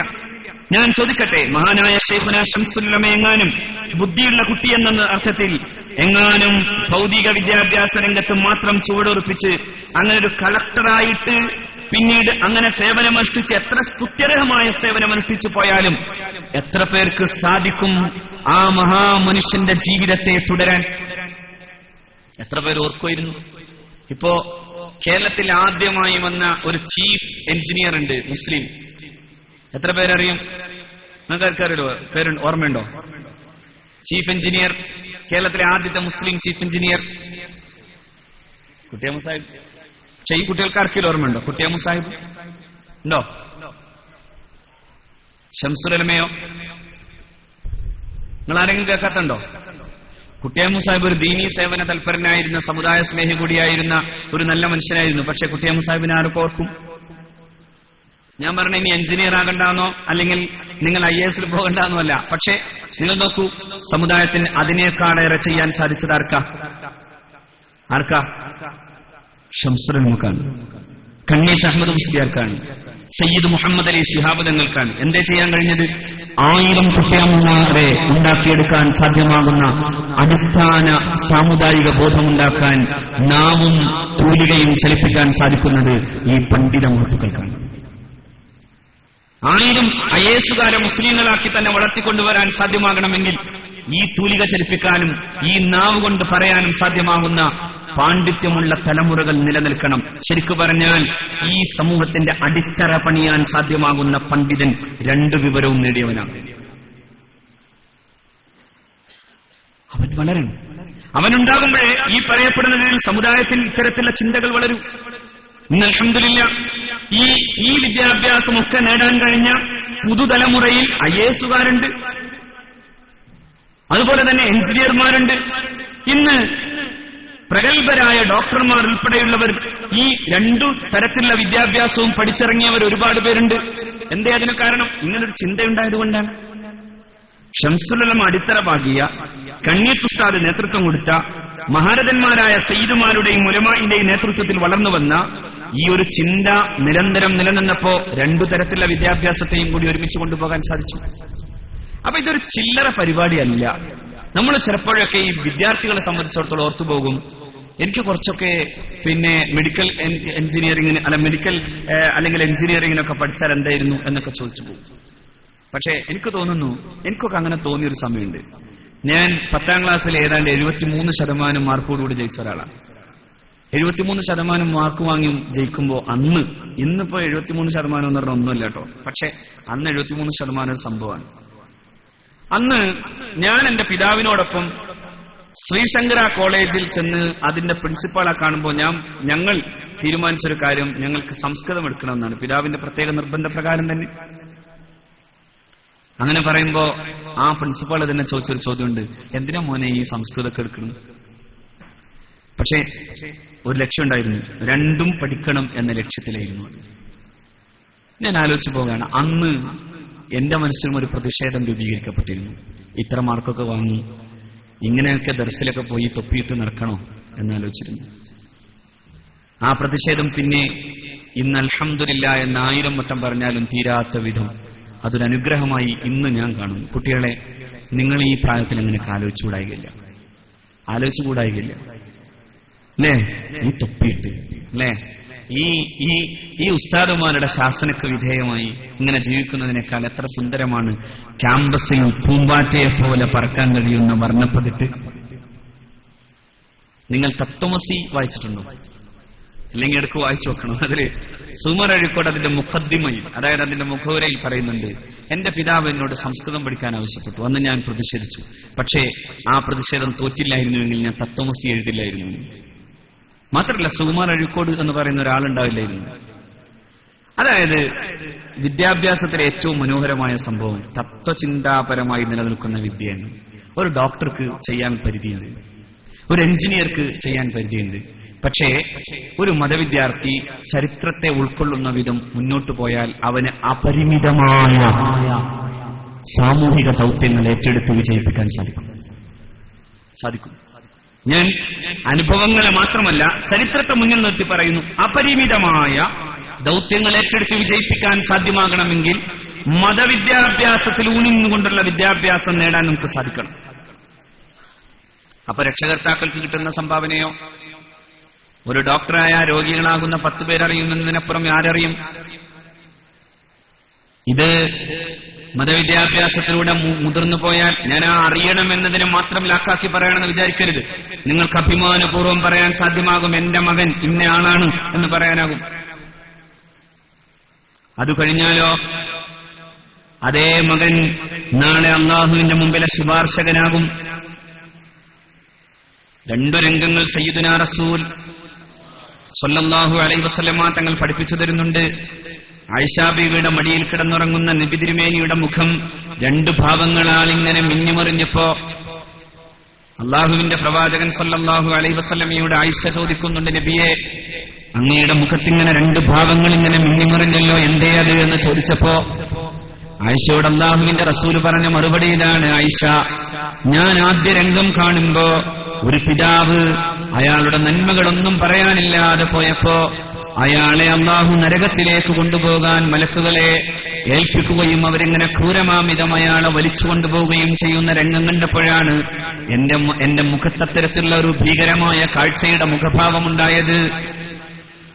പക്ഷെ ആയിഷ, പിന്നെ ഞാൻ കണ്ടത് അദ്ദേഹത്തിന്റെ പെൺമക്കൾ അദ്ദേഹത്തെ കെട്ടിപ്പിടിച്ചിട്ട്, പഠിച്ച റബ്ബേ, ഇതെന്റെ പിതാവാണ്, ഞങ്ങൾക്ക് കരുണ ചെയ്ത പിതാവ്, സംസ്കാരം പഠിപ്പിച്ചു തന്ന പിതാവ്, അതുകൊണ്ട് ഈ മനുഷ്യനെ നീ സ്വർഗത്തിലേക്ക് പ്രവേശിപ്പിക്കണമേ, നരകം കൊടുക്കരുതേ എന്ന് പറഞ്ഞ് ആർത്തട്ടഹസിക്കുമ്പോ അള്ളാഹു ആ മനുഷ്യനെ സ്വർഗത്തിലേക്ക് ആനയിക്കുന്ന രംഗം കണ്ടപ്പോഴാണ് എന്റെ മുഖത്ത് പ്രസാദാത്മകത നിന്നത് എന്ന് സയ്യിദുനാ മുഹമ്മദുൻ. ഇത് മക്കൾക്കേ പറ്റൂ. ഇത് മക്കൾക്ക് അള്ളാഹു കൊടുത്തൊരു സമ്മാനം. എന്ത്? മാതാവിനെയും പിതാവിനെയും രക്ഷപ്പെടുത്താനും മാതാവിനെയും പിതാവിനെയും ചവിട്ടി നിൽക്കാനും അള്ളാഹു കൊടുത്ത അവസരം ഉണ്ടാവും. അള്ളാഹു നമ്മളെ കാക്കുമാറാകട്ടെ. നോക്കണം നിങ്ങൾ, അൽ ബാഖിയാത്തു സ്വാലിഹാത്ത് എന്ന സൂറത്തുൽ കഹ്ഫിന്റെ ആയത്ത് വിശദീകരിക്കുന്നിടത്താണ് മഹാനായ ഇമാം ഖുർത്തുബി തങ്ങൾ ഈ ആയത്തിന് അർത്ഥം വെക്കുന്നിടത്ത് മഹാനവകൾ അൽ ബാഖിയാത്ത് എന്നല്ല പറഞ്ഞത്, അൽ ബനാത്തു സ്വാലിഹാത്ത്. സാലിഹീങ്ങളായ പെൺകുട്ടികൾ ജനിച്ചാൽ അവരെ വളർത്തിയതിന്റെ പേരിൽ പിതാവിന് നരകം സമ്മാനിക്കപ്പെട്ടാലും സ്വർഗത്തിലേക്ക് വലിച്ചു കൊണ്ടുപോകാൻ സ്വാഗതം ചെയ്യാൻ മലക്കുകളെ ഏൽപ്പിക്കപ്പെടുമെന്ന് പറയുമ്പോ പണ്ഡിതനായൊരു മകനുണ്ടായാലും ഉണ്ടാകുന്നത് ഏറ്റവും പ്രധാനമായ കാര്യം തന്നെയാണ്. മരണാനന്തരം ശേഷിക്കുന്ന അമലുകളുടെ കൂട്ടത്തിൽ പ്രധാനമായി നിൽക്കുന്നത് വലദുൻ സാലിഹുൻ യദൂല. ഖബറിന്റെ മുമ്പിൽ വന്ന് ആർക്ക് വേണമെങ്കിലും ദുആ ചെയ്യാം. പക്ഷേ ഈ മകൻ ദുആ ചെയ്യുമ്പോ ഈ ഹദീത്തിന്റെ വിശദീകരണത്തിൽ പണ്ഡിതന്മാർ പഠിപ്പിച്ചു തരുന്നൊരു പ്രധാനപ്പെട്ട കാര്യം, വാപ്പക്ക് വേണ്ടി മകന്റെ ദുആഇന്റെ ഇജാബത്തിനേക്കാൾ വലിയ കൂലി മറ്റൊന്നാണ്. ആ ദുആ നടത്തുന്ന മോൻ ദുആ ചെയ്യുമ്പോഴൊക്കെയും അതിന്റെ കൂലി ആ ഖബറിലേക്ക് ലഭ്യമാകുമെന്നാണ് അഷ്റഫുൽ ഖൽഖ് സല്ലല്ലാഹു അലൈഹി വസല്ലം പറഞ്ഞതിന്റെ ചുരുക്കം. സാലിഹായ മോൻണ്ടായി, അതുണ്ടായില്ല. യദൂലഹു, എങ്ങനത്തെ മോനാണ് അവൻ? ഈ വാപ്പാക്ക് വേണ്ടി ദുആ ചെയ്യുന്നവനായ മോൻ. അവിടെയാണ് ഹദീസിന്റെ വിശദീകരണത്തിൽ പറഞ്ഞത്. നമുക്ക് വേണ്ടി കാശ് കൊടുത്ത മൂല്യരെ കിട്ടും, ദ്വാരപ്പിക്കാൻ ആളെ കിട്ടും. അല്ലാഹുമ്മ ഗ്ഫിർ ലഹു വർഹംഹു വഅഫു അൻഹു എന്ന് പറയുമ്പോഴും വേറെന്തൊക്കെ ചിന്തിച്ചിട്ടുണ്ടാകും അവൻ. ആ ദുആ അങ്ങനെ പോകും. അതേസമയം ഖൽബ് നിറഞ്ഞു നിന്ന്, ഹൃദയം വിതുമ്പി ഈ പിതാവിന്റെ മുമ്പിൽ നിന്ന് അല്ലാഹുമ്മ ഗ്ഫിർ ലഹു എന്ന് പറയുമ്പോ അള്ളാഹുവിന്റെ റസൂൽ പറഞ്ഞു ആ ദുആക്ക് കൂലിയുണ്ട്. ആ ദുആക്ക് കൂലിയുണ്ട്. ആ ദുആക്ക് ഉത്തരം എന്നല്ല ഞാൻ പറഞ്ഞത്, ആ ദുആക്ക് കൂലിയുണ്ട്. ആ ദുആ ചെയ്യുമ്പോ വാപ്പാടെ ഖബറിലേക്ക് ആ ദുആ ചെയ്യുന്ന മകനെ ഇത്തരത്തിൽ സംസ്കാര സമ്പന്നനാക്കിയതിന്റെ പ്രതിഫലം അള്ളാഹു കൊടുത്തുകൊണ്ടിരിക്കുമെന്ന് സയ്യിദുനാ മുഹമ്മദ് റസൂലുള്ളാഹി. അതേ സമയം തന്നെയാണ് കുറെ മക്കൾ നരകത്തിൽ കിടന്ന് അലറി വിളിച്ചിട്ട് പറയും, റബ്ബനാ അരിനല്ലദൈനി അമല്ലാനാ മിനൽ ജിന്നി വൽ ഇൻസ് നജഅൽഹുമാ തഹ്ത അഖ്ദാമിനാ ലിയകൂനാ മിനൽ മുസ്ലിമീൻ. പടച്ചവനെ, അരിനല്ലദൈനി അമല്ലാനാ, ഞങ്ങളെ പഴപ്പിച്ച രണ്ടുപേരെയും നീ കാണിച്ചു തരണമേ. എവിടുത്തെ? മിനൽ ജിന്നി വൽ ഇൻസ്, മനുഷ്യഭൂതവർഗങ്ങളിൽ നിന്ന് രണ്ട് വിഭാഗത്തെയും നീ കാണിച്ചു തരണമേ. എന്തിനാത്? നജ്അൽഹുമാ തഹ്ത അഖ്ദാമിനാ, ഞങ്ങളുടെ കാലിന്റെ കീഴിലിട്ട് അവരെ ചവിട്ടട്ടെ. ലിയകൂനാ മിനൽ അസ്ഫലീൻ, അവർ താഴെ കിടക്കട്ടെ, ഞങ്ങൾ അവരുടെ മുകളിൽ കയറി നിൽക്കട്ടെ. എന്തിനാത്? ഞങ്ങളെ പഴപ്പിച്ചു, ഞങ്ങൾക്ക് മാർഗം പഠിപ്പിച്ചു തന്നില്ല, ഞങ്ങൾക്ക് ലക്ഷ്യം പറഞ്ഞു തന്നില്ല, ഞങ്ങൾക്ക് മദ്രസയിൽ പോകാൻ അനുവാദമുണ്ടായിരുന്നില്ല, ഞങ്ങൾക്ക് ദർസിൽ പോകാൻ കഴിഞ്ഞിരുന്നില്ല. ഞങ്ങൾക്ക് രണ്ടും പഠിക്കാൻ കഴിയുന്ന കോളേജുകൾ ഞങ്ങളുടെ നാടുകളിൽ സുലഭമായിരിക്കെ ആ കോളേജുകളിലേക്കൊന്നും ഞങ്ങളുടെ പിതാവ് ഞങ്ങളെ വിട്ടില്ല. മറിച്ച് ഞങ്ങൾക്ക് ബാംഗ്ലൂരിലോ മൈസൂരിലോ അല്ലെങ്കിൽ മറ്റു പലയിടങ്ങളിലോ ക്യാപിറ്റേഷൻ ഫീ ഉയർന്ന തലത്തിൽ തന്നെ കൊടുത്ത് മെഡിക്കൽ എൻട്രൻസിന് സീറ്റ് വാങ്ങി തന്നിരുന്നു. ഞങ്ങളങ്ങനെ ഡോക്ടറായി, എഞ്ചിനീയറായി, മറ്റു പലരുമായി. പക്ഷേ അല്ലാഹുവേ, നിന്നെ അറിയാനുള്ള വിദ്യാഭ്യാസം തരാത്തതിന്റെ പേരിൽ ഈ പിതാവിനെയും മാതാവിനെയും കാണിച്ചു കാണി. നജ്അൽഹുമാ തഹ്ത അഖ്ദാമിനാ, ഞങ്ങൾ അവരെ ഞങ്ങളുടെ കാലിന്റെ കീഴിലാക്കട്ടെ. ലിയകൂനാ മിനൽ അസ്ഫലീൻ, അവരെ താഴെ കിടക്കട്ടെ, ഞങ്ങളൊന്ന് മുകളിൽ കയറി നിൽക്കട്ടെ എന്ന് പറയുന്ന കാലം എത്ര വലിയ ദുരന്തമായിരിക്കും അത്. എത്ര വലിയ ദുരന്തമായിരിക്കും അത്. ഇവിടുന്നേ തന്നെ തുടങ്ങും. ഇവിടുന്ന് നേരെ കൊണ്ടുപോയി നരകം പോലൊരു സ്ഥലത്ത് ഏൽപ്പിച്ചു കൊടുക്കുക. എവിടെയെന്നറിയോ? വൃദ്ധസദനത്തിൽ. മാപ്പാനെയും ഉമ്മാനെയും നോക്കാൻ സമയമില്ലാതെ പോകുന്ന പുതിയ വിദ്യാഭ്യാസത്തിന്റെ തലമുറ അവസാനം കൊണ്ടുപോയി അങ്ങനെ തള്ളേണ്ടി വരുന്ന ഒരു ഗതികെട്ട പിതാവിന്റെയും മാതാവിന്റെയും ഒടുക്കം അവരോട് തന്നെ ചോദിച്ചു നോക്കൂ. നിങ്ങൾ അവർക്ക് പഠിപ്പിച്ചു കൊടുക്കാതെ പോയ മതവിദ്യാഭ്യാസത്തിന്റെ നഷ്ടക്കണക്ക് അവർ പറഞ്ഞുതരും. അവിടെയാണ് നമ്മുടെ മക്കൾ നന്നാവുക. ഈ കുട്ടികൾക്ക് അങ്ങനെ തോന്നാൻ സാധ്യതയില്ല. അള്ളാഹു അങ്ങനെ ആക്കാതിരിക്കട്ടെ. അള്ളാഹു ഹിദായത്ത് കൊടുക്കുമാറാകട്ടെ. ഇൽമിന് ഏറ്റവും പ്രധാനമാണ് ഹിദായത്ത്. ആ വെളിച്ചം കിട്ടാതെ പോയാൽ പഠിച്ചു എന്നതുകൊണ്ട് കാര്യമില്ല. പഠിച്ചാൽ കൊടുക്കപ്പെടേണ്ട മക്കൾക്ക് ഏറ്റവും നന്നായി കൊടുക്കേണ്ട ഒരു പ്രധാന വിവരം, മക്കളെ നിങ്ങൾ ആദരവുള്ളവരായിരിക്കണം, നിങ്ങൾ അദബുള്ളവരായിരിക്കണം എന്ന ബോധമാണ്. അത്യാവശ്യം ഒരു കുറച്ച് ഇംഗ്ലീഷ് പറയാനോ അല്ലെങ്കിൽ എന്തെങ്കിലുമൊക്കെ പറയാനോ കഴിഞ്ഞാൽ തലയിലെ തൊപ്പിയൊക്കെ മാറ്റി ഉസ്താദിനെയും തിരിച്ചറിയൂല, വാപ്പാനെയും കണ്ടാൽ തിരിച്ചറിയൂല,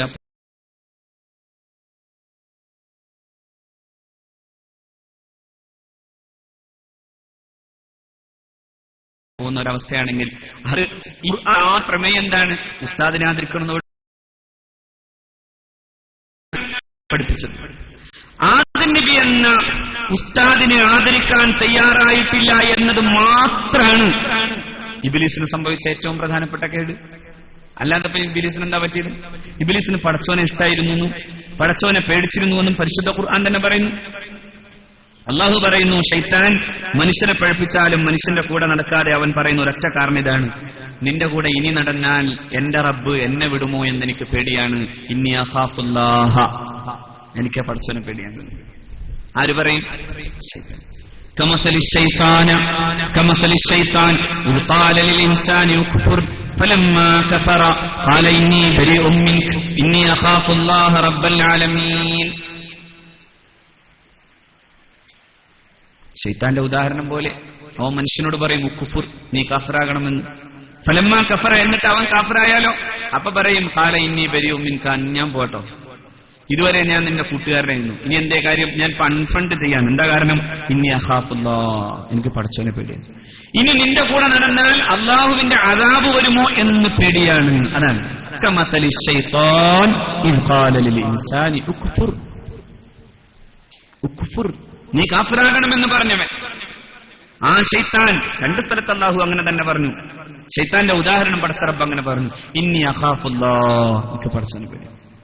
അപ്പൊ റബ്ബ് എന്ന വസ്തുതയെ തിരിച്ചറിയാതെ പോയതല്ല പിശാചിന്റെ കുഴപ്പം, മറിച്ച് റബ്ബ് ആദരിക്കാൻ പറഞ്ഞ ഗുരുനാഥനെ ആദരിക്കാതെ പോയതാണ് പ്രശ്നം.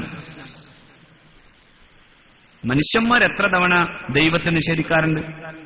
വ്ളാദിമീർ ഇലീച്ച് ലെനിൻ ലോകത്തെ അഭിസംബോധന ചെയ്ത ആദ്യത്തെ, അദ്ദേഹത്തിന്റെ ഭരണ ആധിപത്യത്തിന് ശേഷമുള്ള ആദ്യത്തെ പ്രസംഗം തന്നെ, ഞാൻ ദൈവവുമായാണ് അടുത്ത് ഏറ്റുമുട്ടാൻ പോകുന്നതെന്ന്. We will grapple with the God, we will conquer him in the highest heaven, whenever he seeks refuge we will subdue him forever എന്നാണ്. എന്നേക്കുമായി ദൈവം തമ്പുരാന്റെ കശാപ്പ് നടത്തുന്നതാണ് ലെനിൻ. പക്ഷേ ദൈവത്തെ, അതായത് പടച്ചവനെ നിഷേധിക്കാൻ ശൈത്താൻ തയ്യാറായിട്ടേയില്ല. ശൈത്താൻ ഒരൊറ്റ പണിയിലാണ് അള്ളാഹുവിന്റെ കോപത്തിന് വിധേയമായത്. ഉസ്താദിനെ ആദരിക്കണം എന്ന് പറഞ്ഞപ്പോ പിശാച് പറഞ്ഞു, മൂപ്പര് മണ്ണുകൊണ്ട് സൃഷ്ടിക്കപ്പെട്ടതല്ലേ, ഞാനോ അഗ്നി കൊണ്ട് സൃഷ്ടിക്കപ്പെട്ടതല്ലേ എന്നായിരുന്നു ചോദ്യം. അതായത് മൂപ്പർക്ക് ബാങ്ക് ബാലൻസ് എന്റെ അത്ര ഇല്ലല്ലോ എന്നൊരൊറ്റ ചോദ്യം പോലെ തന്നെ ചോദ്യം, അതേ പ്രധാനമായ ചോദ്യമാണ് ഈ ചോദ്യവും. അതായത് മണ്ണുകൊണ്ട് സൃഷ്ടിക്കപ്പെട്ടതല്ലേ എന്ന്. മണ്ണ് എന്നും തന്നെ പറയാനാവൂല. ശരിക്കും പറഞ്ഞാൽ സൽസാൽ എന്ന പദത്തിനെ വ്യാഖ്യാനിച്ച മുഫസ്സിരീങ്ങൾ വിശദീകരിച്ചു. കുഴഞ്ഞ ആ മണ്ണിന്റെ പ്രത്യേകത, ആ മണ്ണ് നാറുന്ന ഇറച്ചിത്തുണ്ട് പോലെ ദുർഗന്ധം വമിക്കുന്ന മണ്ണാണ്. ആ മണ്ണിൽ നിന്നാണ് ആരുള്ളത്? നമ്മളൊക്കെ. മനുഷ്യന്റെ റോ മെറ്റീരിയൽ ആ മണ്ണാണ്. ആ മണ്ണ് കൊണ്ട് സൃഷ്ടിക്കപ്പെട്ട മനുഷ്യന്റെ മുമ്പിൽ ഞാൻ എങ്ങനെ സുജൂദ് ചെയ്യുമെന്ന ചോദ്യമായിരുന്നു ഇബ്ലീസിന്റെ ചോദ്യം. ഖലഖതനി മിൻ നാർ വഖലഖതഹു മിൻ തീൻ. ആ ചോദ്യത്തിന്റെ മുമ്പിലാണ് ഉടമസ്ഥനായ തമ്പുരാൻ പറഞ്ഞത്, ഫഖ്റുജ് മിൻഹാ ഫഇന്നക റജീം, കടക്കടാപ്പുറത്ത് ഇനി ഈ വഴിക്കെങ്ങാനും നിന്നെ കണ്ടുപോകരുത്.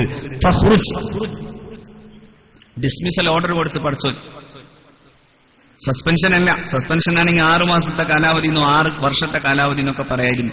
പക്ഷെ ഇത് ഡിസ്മിസൽ ഓർഡറാണ്.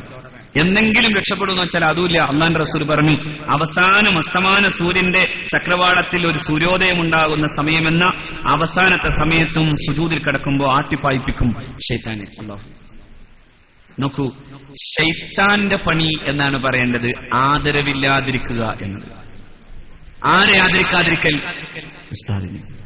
സമൂഹത്തിൽ കുഞ്ഞുമക്കളെ, നിങ്ങൾ ഏറ്റവും പ്രധാനമായി പഠിക്കേണ്ട ആദ്യത്തെ പാഠം ഗുരുഭൂതന്മാരായ മഹത്തുക്കളെ ആദരിക്കലാണ്. കാരണം അദബ് ഈ സമൂഹത്തിന്റെ തന്നെ, ഈ ഉമ്മത്തിന്റെ തന്നെ സംസ്കാരമാണ്. അതുകൊണ്ടാണ് അസാസാണ് അതെന്ന് പറയുന്നത്. അടിത്തറയാണ്. അതില്ലേ തകർന്നു. അപ്പോ ആ തരത്തിൽ മതബോധവും നല്ല വിദ്യാഭ്യാസവുമുള്ള മക്കൾ ഒരു രക്ഷകർത്താവിനെ സംബന്ധിച്ചിടത്തോളം, ഒരു മാതാവിനെ സംബന്ധിച്ചിടത്തോളം, ഒരു പിതാവിനെ സംബന്ധിച്ചിടത്തോളം 2 ലോകത്തിന്റെയും വിജയത്തിന്റെ മാനദണ്ഡമായി മാറുന്നു. അവരെ സംബന്ധിച്ചിടത്തോളമോ അല്ലാഹു റബ്ബുൽ ഇസ്സത്ത് ഏൽപ്പിച്ചു കൊടുത്ത ഈ വലിയ ദൗത്യത്തിന്റെ പ്രത്യേകത എന്താ? നമുക്ക് അല്ലാഹു തന്നൊരു തെരഞ്ഞെടുപ്പാണിത്. അല്ലാഹു തന്നൊരു തെരഞ്ഞെടുപ്പാണ്. ഫത്ഹുൽ മുഈന്റെ തുടക്കത്തിൽ മഹാനായ ശൈഖ് സൈനുദ്ദീൻ മഖ്ദൂം തങ്ങൾ പറയുന്നു, ഇഖ്താറനല്ലാഹു, അല്ലാഹു നമ്മളെ തെരഞ്ഞെടുത്തു. വിശുദ്ധ ഖുർആൻ പറയുന്നു, തുമ്മ ഉറത്ന അല്ലദീന ഇസ്തഫൈനാ മിൻ ഇബാദിനാ, നമ്മുടെ അടിമകളിൽ നിന്ന് നാം പ്രത്യേകം തെരഞ്ഞെടുത്തവർക്കാണ് വേദഗ്രന്ഥത്തിന്റെ അനന്തരം കൊടുത്തത്. ഏതനന്തരം? അഷ്റഫുൽ ഖൽഖിന്റെ അനന്തരം. മദീന പള്ളിയിലേക്ക് പോകൂ നിങ്ങൾ, ഹബീബിന്റെ അനന്തരം അവിടെ സ്വഹാബാക്കൾക്കിടയിൽ വിതരണം ചെയ്യപ്പെടുന്നു എന്ന് ചന്തയിൽ ചെന്ന് പറഞ്ഞു അബൂ ഹുറൈറ. മഹാന്മാരായ സ്വഹാബാക്കൾ കച്ചവടമൊക്കെ നിർത്തി അനന്തരം വാങ്ങാൻ ചെന്ന് നോക്കുമ്പോ അവിടെ കുറെ ആളുകൾ ദർസ് നടത്തുന്നു, ചിലർ തസ്ബീഹിലിരിക്കുന്നു. അങ്ങനെ ചെറിയ ചെറിയ ഹൽക്കകൾ രൂപീകരിക്കപ്പെട്ടിരിക്കുന്നു. അബൂ ഹുറൈറയോട് ചോദിച്ചു റളിയല്ലാഹു അൻഹു, എവിടെയാ ഇവിടെ അനന്തരം കൊടുക്കുന്നത്, അത് വിതരണം ചെയ്യുന്നത്? നോക്കൂ നിങ്ങൾ, പുണ്യ റസൂലിന്റെ അനന്തരം ഇതാ വിജ്ഞാനമാണ്, ആ ജ്ഞാനം ഇവിടെ വിതരണം ചെയ്തുകൊണ്ടിരിക്കുന്നു എന്ന് സയ്യിദുനാ അബൂ ഹുറൈറ റളിയല്ലാഹു തആല അൻഹു സ്വഹാബത്തിനെ ബോധ്യപ്പെടുത്തുന്നു. തുമ്മ ഉറത്ന അല്ലദീന ഇസ്തഫൈന മിൻ ഇബാദിന, നമ്മുടെ അടിമകളിൽ നിന്ന് നാം പ്രത്യേകം തെരഞ്ഞെടുത്തവർക്കാണ് നാം നമ്മുടെ അനന്തരം കൊടുക്കുന്നത്. ചിലരെ അല്ലാഹു തെരഞ്ഞെടുത്തതാണ് അല്ലേ?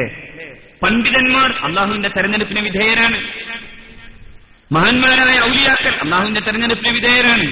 ഔലിയാക്കളിൽ പ്രമുഖയായ സയ്യിദത്തുനാ മറിയം റളിയല്ലാഹു തആല അൻഹയോട് ജിബ്രീൽ അലൈഹിസ്സലാത്തു വസ്സലാമിലൂടെ അല്ലാഹു റബ്ബുൽ ഇസ്സത്ത് എന്താ പറയുന്നത്? ഇന്നല്ലാഹ അസ്തഫാകി വതഹറകി വസ്തഫാകി അലാ നിസാഇൽ ആലമീൻ. പെണ്ണുങ്ങളുടെ കൂട്ടത്തിൽ തന്നെ തെരഞ്ഞെടുക്കപ്പെട്ട അള്ളാഹു പ്രത്യേകം തെരഞ്ഞെടുത്ത പെണ്ണാണ് മറിയം. വിലായത്തുള്ള പെണ്ണാണ്, അള്ളാഹു പ്രത്യേകമായി ആദരിച്ച പെണ്ണാണ്. ആ ചെറിയ റൂമിലേക്ക് അള്ളാഹു റബ്ബുൽ ഇസ്സത്ത് അന്ന് ഉൽപ്പാദിപ്പിക്കപ്പെടാത്ത, ആ ഋതുവിന് അനുസൃതമായി ഉൽപ്പാദിപ്പിക്കപ്പെടാത്ത ഫലങ്ങൾ കൊണ്ടുപോയി കൊടുക്കപ്പെട്ട പെണ്ണാണ്. കുല്ലമാ ദഖല അലൈഹാ സഖറിയൽ മിഹ്റാബ വജദ ഇൻദഹാ റിസ്ഖാ ഖാല യാ മറിയമു അന്നാ ലകി ഹാദാ ഖാലത് ഹുവ മിൻ ഇൻദില്ലാഹ്. എപ്പോഴൊക്കെയും സക്കരിയ നബി ചെല്ലുമ്പോ അപ്പോഴെല്ലാം വജദ ഇൻദഹാ റിസ്ഖാ, ആ മിഹ്റാബിൽ റിസ്ഖ്, ഭക്ഷണം കണ്ടു, ഫലങ്ങൾ കണ്ടു, പഴം. അപ്പോ മഹാനായ സക്കരിയ നബി അലൈഹി സ്വലാത്തു വസ്സലാം പിന്നെ ചോദിച്ചു, യാ മറിയമു അന്നാ ലകി ഹാദാ, എവിടുന്നാ കിട്ടിയത്? സക്കരിയ നബിയോട് മറിയം റളിയല്ലാഹു അൻഹ പറഞ്ഞു, ഹുവ മിൻ ഇൻദില്ലാഹ്, ഇതൊക്കെ പടച്ചവന്റെ ഭാഗത്തുനിന്നാണ്. അങ്ങനെ ഒരു വിലായത്തുള്ള പെണ്ണിന്റെ മുമ്പിൽ ഇരുന്നിട്ടാണ് സയ്യിദുനാ സക്കരിയ നബി അലൈഹി സ്വലാത്തു വസ്സലാം ദ്വാരുന്നത്. ഹുനാലിക ദഅ സക്കരിയ റബ്ബ, പടച്ചവനോട് പറഞ്ഞു, പടച്ചവനെ എനിക്ക് ഈ വാർദ്ധക്യകാലത്ത് ഒരു കുഞ്ഞിനെ തരോ. റബ്ബി ഹബിലി മിൻ ലദുൻക ദുർരിയത്തൻ ത്വയ്യിബത്തൻ, പടച്ചവനെ നിന്റെ ഭാഗത്തുനിന്ന് ഒരു നല്ല കുട്ടീനെ തരണം എന്ന്. ഒരു വിലായത്തുള്ള ഒരു മഹാന്റെ അടുക്കൽ നിന്ന് ദ്വാരന ദ്വാക്ക് ഇജാബത്തുണ്ട്. ആ ഇജാബത്തിന്റെ തെളിവ് കൂടിയാണിത്. ഞാൻ പറഞ്ഞു വരുന്നത് സയ്യിദത്തുനാ മറിയം റളിയല്ലാഹു അൻഹ തെരഞ്ഞെടുക്കപ്പെട്ടവരാണ്. എല്ലാ പ്രവാചകന്മാരും സമൂഹത്തിലെ തെരഞ്ഞെടുക്കപ്പെട്ടവരാണ്. അള്ളാഹു തന്നെ പറഞ്ഞു, ആദം നബി മുതൽ മുഹമ്മദ് റസൂൽ വരെ സല്ലല്ലാഹു അലൈഹി വസല്ലം സകല പ്രവാചകന്മാരും തെരഞ്ഞെടുക്കപ്പെട്ടവരാണ്. ഈ സെലക്ടഡ് പേഴ്സണാലിറ്റീസിൽ പ്രധാനപ്പെട്ടവരാണ് ആര്? ആലിമീങ്ങൾ. എന്തുകൊണ്ട്? അവരെയാണ് അല്ലാഹു റബ്ബുൽ ഇസ്സത്ത് പറഞ്ഞു, തുമ്മ സ്തഫൈനാ മിൻ ഇബാദിനാ തുമ്മ ഔറത്നൽ കിതാബ അല്ലദീന സ്തഫൈനാ മിൻ ഇബാദിനാ. നമ്മുടെ അടിമകളിൽ നിന്ന് നാം പ്രത്യേകം സെലക്ട് ചെയ്ത വിഭാഗത്തെയാണ് ഈ പരിപാടി ഏൽപ്പിച്ചു കൊടുത്തത്. ഖുർആൻ പഠിക്കണോ? മുസ്തഫയാകണം, സെലക്ടഡ് പേഴ്സണാലിറ്റി ആകണം. ദീൻ പഠിക്കണോ? മുസ്തഫയാകണം, സെലക്ടഡ് പേഴ്സണാലിറ്റി ആകണം. എഞ്ചിനീയറിംഗിന് പോകണോ? ക്യാപിറ്റേഷൻ ഫീ കൂടുതൽ കൊടുത്താൽ മതി. മെഡിക്കൽ സയൻസിന് പോകണോ? ക്യാപിറ്റേഷൻ ഫീ വാപ്പാക്കിനെ കൊടുത്താൽ മതി. അതേസമയം ഇതിനോ ഉള്ള പ്രത്യേകം തെരഞ്ഞെടുക്കണം. ഇസ്തഫൈന, നാം തെരഞ്ഞെടുക്കണം. അങ്ങനെ തെരഞ്ഞെടുത്താലോ അവന്റെ പ്രത്യേകത അല്ലാഹു റബ്ബുൽ ഇസ്സത്ത് പറഞ്ഞു, ഫമിൻഹും ളാലിമുൻ ലിനഫ്സിഹി വമിൻഹും മുഖ്തസിദുൻ വമിൻഹും സാബിഖുൻ ബിൽ ഖൈറാത്തി ബിഇദ്നില്ലാഹ്. മൂന്ന് വിഭാഗ ആളുകളുണ്ട്. ചിലര് വേണ്ടവണ്ണം പണിയെടുക്കാത്തവരാണ്, അവരുടെ ലാലിം. അത്യാവശ്യം പണിയെടുത്തവരാണ് മുഖ്തസിദ്, കുറെ കാര്യമായി പണിയെടുത്തവരാണ് സാബിഖുൻ ബിൽ ഖൈറാത്ത്. ഈ നന്മകൾ കൊണ്ട് ഓടിയവർ, നിരന്തരമായി പണിയെടുത്തവർ. കാരണം അഷ്റഫുൽ ഖൽഖ് സല്ലല്ലാഹു അലൈഹി വസല്ലമ തങ്ങൾ പറഞ്ഞു, രണ്ടേ രണ്ട് വിഭാഗത്തിന്റെ കാര്യത്തിലെ അസൂയപ്പെടാൻ അർഹതയുള്ളൂ. ഒന്ന്, അള്ളാഹു കൊടുത്ത സമ്പത്ത് കൊണ്ട് ആ സമ്പത്ത് അള്ളാഹുവിന്റെ മാർഗത്തിൽ നിരന്തരം വ്യയം ചെയ്തവർ. അവൻ അല്ലാഹു റബ്ബുൽ ഇസ്സത്ത് കൊടുത്ത സമ്പത്ത് അള്ളാഹുവിന്റെ ദീനിന്റെ മാർഗത്തിൽ വ്യയം ചെയ്തവർ. മറ്റൊരു വിഭാഗമാരാ ഇൽമുള്ള ആലിം, അവൻ നിരന്തരം അല്ലാഹുവിന്റെ ദീനിന്റെ പ്രവർത്തനങ്ങളുമായി മുന്നോട്ട് പോകുന്നവനാണ്. സാബിഖുൻ ബിൽ ഖൈറാത്തി, ഈ ഖൈറാത്തുകൾ കൊണ്ട് നേരെ ഓടിയവനാണ്. അഷ്റഫുൽ ഖൽഖ് സല്ലല്ലാഹു അലൈഹി വസല്ലം പറഞ്ഞു, ഈ മൂന്നും ജയിച്ചവരാണ്. ലാലിമുൻ ലിനഫ്സിഹി മഗ്ഫൂറുൻ ലഹു. റസൂലുള്ളാഹി പറയുന്നു, വലിയ കാര്യമായ ആ പണി ചെയ്യാത്തവർ പോലും മഗ്ഫൂർ ലഹു ആണ്, പുറത്തു കൊടുക്കപ്പെട്ടവനാണ്. മധ്യാവസ്ഥയിൽ ജീവിച്ചവനാണോ നാജിൻ, അയാൾ രക്ഷപ്പെട്ടവനാണ്. സാബിഖുൻ സാബിഖുൻ. എന്നാൽ ഓടിയവനോ അവിടെയും മുന്നിലാണ്. എവിടെ മുന്നിലാണ്? സ്വർഗത്തിലും മുന്നിലാകുന്നുവെന്ന് മുഹമ്മദ് റസൂൽ. അപ്പൊ നോക്കൂ നിങ്ങൾ, ഈ ഉലമ അള്ളാഹുവിന്റെ ദീൻ പഠിക്കുകയും ആ പ്രകാശത്തിന്റെ വെട്ടത്തിലൂടെ യാത്ര ചെയ്യുകയും ചെയ്ത ആലിമീങ്ങൾ നാളെ ആഖിറത്തിൽ വെറുതെയാകേണ്ടവരല്ല എന്നാണ് വിശുദ്ധ ഖുർആനിന്റെ മുഫസ്സിരീങ്ങൾ ഈ ഹദീസുകൾ വിശദീകരിച്ച് പഠിപ്പിച്ചു തരുന്നത്. നോക്കൂ, അത്രമേൽ വലിപ്പമുള്ള ഒരു പരിപാടി ചെയ്യാൻ നമ്മുടെ മക്കളെ ഏൽപ്പിക്കപ്പെട്ടു എന്നതാണ് ഓരോ പിതാവും അവന്റെ അഭിമാനമായി കാണേണ്ടത്. അതുകൊണ്ട് ഈ മക്കളുടെ കാര്യത്തിൽ നിങ്ങൾ ഏത് വിദ്യാഭ്യാസത്തെക്കാൾ കൂടുതൽ താല്പര്യമെടുക്കേണ്ടതുണ്ട്. ഇവന്റെ പിന്നിൽ ഇവനെ എപ്പോഴും, ഒരു പിതാവിന്റെ ഒരു പ്രത്യേകത എന്ന് പറഞ്ഞാൽ, ആ പിതാവ് എപ്പോഴും ചെയ്യേണ്ട ഒരു പ്രധാനപ്പെട്ട കാര്യം പാരന്റൽ സൈക്കോളജിയിൽ പറഞ്ഞു തരുന്നത്, കുട്ടിക്ക് എപ്പോഴും കൊടുക്കേണ്ട ചില ബുദ്ധിപരമായ അവന്റെ പ്രചോദനാത്മക ഒരു ഇൻസ്പിറേഷൻ എപ്പോഴും ഉണ്ടാവണം. ഈ 17, 16, 15 വയസ്സുള്ള കുട്ടികൾക്ക് എപ്പോഴും ഇങ്ങനെ ഒരുതരം ചിന്തകൾ കടന്നുകൂടായികയില്ല. വാഫി കോഴ്സിന് പഠിക്കാൻ പോയിട്ട് തിരിച്ച് വീട്ടിലെത്തുമ്പോൾ ഞാൻ ഈ നാളെ മുതൽ പോകില്ല എന്ന് പറയും. അപ്പോ അവരെ ഇൻസ്പയർ ചെയ്യും. മോനെ, ഇത് പഠിച്ചിട്ടേ രക്ഷപ്പെടുള്ളൂ എന്ന് പറഞ്ഞു കൊടുക്കണം. നിരന്തരം പിന്നാലെ കൂടണം. അവന്റെ ജീവിതത്തെ എപ്പോഴും ക്ലിയർ കമ്മ്യൂണിക്കേഷൻ ആൻഡ് കൺസിസ്റ്റൻസി, അത് നിർബന്ധ. കമ്മ്യൂണിക്കേറ്റ് ചെയ്യണം കുട്ടിയായിട്ട് കമ്മ്യൂണിക്കേറ്റ് ചെയ്യണം. ബാപ്പാന്ന് പറഞ്ഞ് ഇങ്ങനെ വലിയ ആളായി നടന്നാൽ പോരാ, കുട്ടിയായിട്ട് കമ്മ്യൂണിക്കേറ്റ് ചെയ്യണം. നോക്കൂ, ഒരു കുട്ടിയെ കമ്മ്യൂണിക്കേറ്റ് ചെയ്യുന്നതിന്റെ രൂപം നോക്കൂ നിങ്ങൾ. മഹാനായ ലുഖ്മാൻ റളിയല്ലാഹു അൻഹു, ഇസ്ലാമിന്റെ തത്വചിന്താപരമായ കാര്യങ്ങൾ പ്രധാനിയാണ് ലുഖ്മാൻ. മഹാനവറുകൾ പഠിപ്പിക്കുന്നതായ വിശുദ്ധ ഖുർആൻ പറയുന്നു, യാ ബുനയ്യ അഖിമിസ് സ്വലാത്ത വഅ്മുർ ബിൽ മഅറൂഫി വൻഹാ അനിൽ മുൻകർ വസ്ബിർ അലാ മാ അസാബക ഇന്ന ദാലിക മിൻ അസ്മിൽ ഉമൂർ. ഒരു പിതാവിന്റെ പണി അതായിരിക്കണം. യാ ബുനയ്യ, അതായത് talk and walk with him. അവനോട് സംസാരിക്കണം, അവന്റെ ഒപ്പം നടക്കണം, എന്നിട്ട് അവന്റെ സംശയങ്ങൾ തീർക്കണം. ഇതൊരു പാരന്റൽ സൈക്കോളജിയായി മനസ്സിലാക്കണം. ഒരു പിതാവിന്റെ സ്വഭാവം അതായിരിക്കണം. നിങ്ങൾ അവന്റെ കൂടെ നടക്കണം. ഈ പഠന കാലഘട്ടങ്ങളിൽ ഉണ്ടാകുന്ന ആശങ്കയും വേപതവും മാറ്റിയെടുക്കുന്ന വിധം ഈ കുഞ്ഞിനെ ഉപദേശിച്ച് നടക്കണം. ലുഖ്മാൻ തങ്ങൾ നടത്തിയതാണ്. മോനെ, നീ നിസ്കരിക്കണം, നീ നന്മ കൽപ്പിക്കണം, നീ തിന്മ വിരോധിക്കണം. നന്മ കൽപ്പിക്കാനും തിന്മ വിരോധിക്കാനും എന്തു വേണം? അംറും ബിൽ മഅറൂഫ് നഹ്യും അനിൽ മുൻകർ നടത്തണമെങ്കിൽ എന്തു വേണം? മുൻകർ എന്താണെന്നും മഅറൂഫ് എന്താണെന്ന് മനസ്സിലാക്കാൻ പഠിക്കണം. അപ്പൊ ഈ കുട്ടിയെ ഈ പിതാവ് ആദ്യമായി ഉപദേശിക്കുന്നത് എന്താണ്? നന്മ ഏതെന്നു തിരിച്ചറിയാനും നന്മയെ ഉപദേശിക്കാനും പാകപ്പെടുന്ന വിധം ഈ വിദ്യാഭ്യാസത്തെ പഠിക്കണം.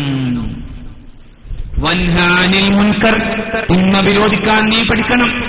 വസ്ബിർ അലാ മാ അസാബക. കണ്ടോ, ഏതു തരത്തിലുള്ള ഭാവി ജീവിതത്തിലെ ദുരന്തങ്ങളുടെയും ദുരിതങ്ങളുടെയും മുമ്പിലും നിനക്ക് ക്ഷമിച്ചു നിൽക്കാൻ സാധിക്കണം.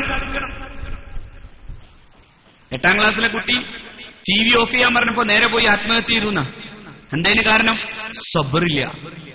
ജീവിതത്തിലെ പ്രശ്നങ്ങൾ എങ്ങനെ അഭിമാനപൂർവ്വം തരണം ചെയ്യണമെന്നറിയുന്ന ബോധം ഈ കുട്ടികൾക്ക് പഠിപ്പിക്കപ്പെട്ടിട്ടില്ല. ഈ പുതിയ തലമുറ അങ്ങനെ മൂല്യശോഷണങ്ങളാൽ നശിച്ചു പോകുന്നതിന്റെ പ്രധാന കാരണം കമ്മ്യൂണിക്കേറ്റ് ചെയ്യുന്നില്ല. മാതാവും പിതാവും കമ്മ്യൂണിക്കേറ്റ് ചെയ്യണം. കുട്ടികളോട് അത് ഏത് കുട്ടിയോടുമുള്ള ഒരു പ്രധാന കാര്യമാണ്. കമ്മ്യൂണിക്കേറ്റ് ചെയ്തേ പറ്റൂ മാതാവും പിതാവും. മോനെ, നിന്റെ വിഷയം എന്താണെന്ന് സ്വയം ചോദിച്ചു മനസ്സിലാക്കി അവന്റെ ഉള്ള് തിരിച്ചറിയാൻ സാധിക്കണം. ചിലപ്പോ കുട്ടികൾ പറയും എനിക്ക് പോകാൻ പറ്റൂല, അല്ലെ എന്തെങ്കിലും വേറെ കാരണം പറയും. ചിലപ്പോ വയറുവേദന എന്ന് പറയും. ഈ വയറുവേദന, കാലുവേദന, തലവേദന എന്നൊക്കെ പറയല്ലേ, ഒരു സൂപ്പർ മാനസിക രോഗമാണ് കുട്ടികൾക്ക് ഉണ്ടാകുമ്പോ. ഇനി നാളെ മുതൽ അതിന്റെ പേരില് അതൊന്നാ ഉസ്താദ് പറഞ്ഞ മാതിരി നീ വെറുതെ പറയാന്ന് പറഞ്ഞിട്ട് നിൽക്കണ്ട. അതൊരു സൈക്കോളജിക്കലി അങ്ങനെ ഉണ്ടാകാൻ സാധ്യത കൂടുതലുണ്ട്. കുട്ടികൾക്ക് പെട്ടെന്ന് തലവേദന എന്ന് പറയും, അല്ലെ, വയറിനല്ലാതെ വേദന എന്ന് പറയും. ഇതൊക്കെ ഈ പ്രായത്തിന്റെ സ്വഭാവത്തിൽപ്പെട്ടതാണ്. പക്ഷെ അതിലേറിയ പങ്കും അതായിരിക്കും. അപ്പൊ അവനോട് നിങ്ങൾ തന്നെ കൗൺസിൽ ചെയ്താൽ മതി. വലിയ സൈക്കോളജിസ്റ്റ് ഒന്നും കാണിച്ചു കൊടുക്കണ്ട. എന്തപ്പോ സൈക്കോളജിസ്റ്റ് ചെയ്യാ, എന്താ മോനെ നിന്റെ പ്രശ്നം ചോദിക്കും. അപ്പൊ അവൻ തുറന്നു പറയും. അത്രയേ ഉള്ളൂ. അതെന്നെ കുട്ടിയെ പതുക്കെ ഇരുത്തി മാതാവോ പിതാവോ ചോദിച്ചു നോക്കി. അങ്ങനെ ചോദിച്ചു നോക്കിയാൽ നിങ്ങൾക്ക് മനസ്സിലാവും ഈ കുട്ടിയുടെ ഉള്ളിൽ എന്തോ പ്രശ്നമുണ്ട്.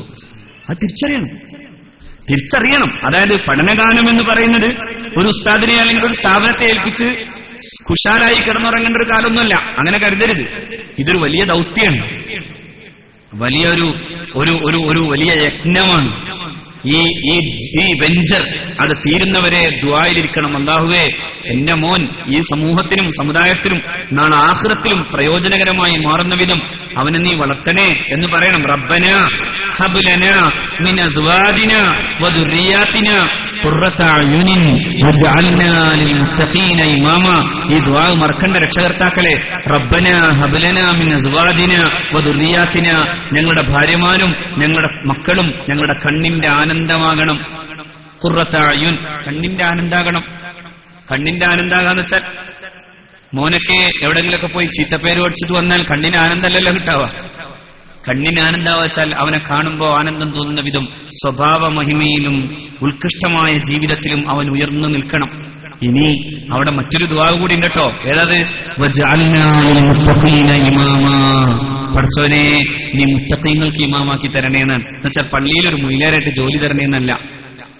അപ്പോ മെഹ്റാബിൽ നിൽക്കുന്ന ഇമാമാകണമെന്നുമല്ല, മറിച്ച് മാതൃകായോഗ്യരായ ആളുകൾക്ക് മാതൃകയാകാൻ നീ എനിക്ക് തൗഫീഖ് തരണേന്നാണ്. മനസ്സിലായോ? പറഞ്ഞു മനസ്സിലായോ? മുത്തഖീങ്ങൾ എന്ന് പറഞ്ഞ മാതൃകായോഗ്യരായ മാതൃകയുള്ള ആളുകൾക്ക് മാതൃക കാണാൻ കഴിയുന്ന ഒരു യോഗ്യനായി നീ എന്നെ ആക്കണമെന്നാണ്. അതിന്റെ അർത്ഥം ഞാനൊരു മോഡലായാൽ എന്റെ മോൻ എന്താവൂ? ആ മോഡൽ കണ്ടു പഠിക്കൂ.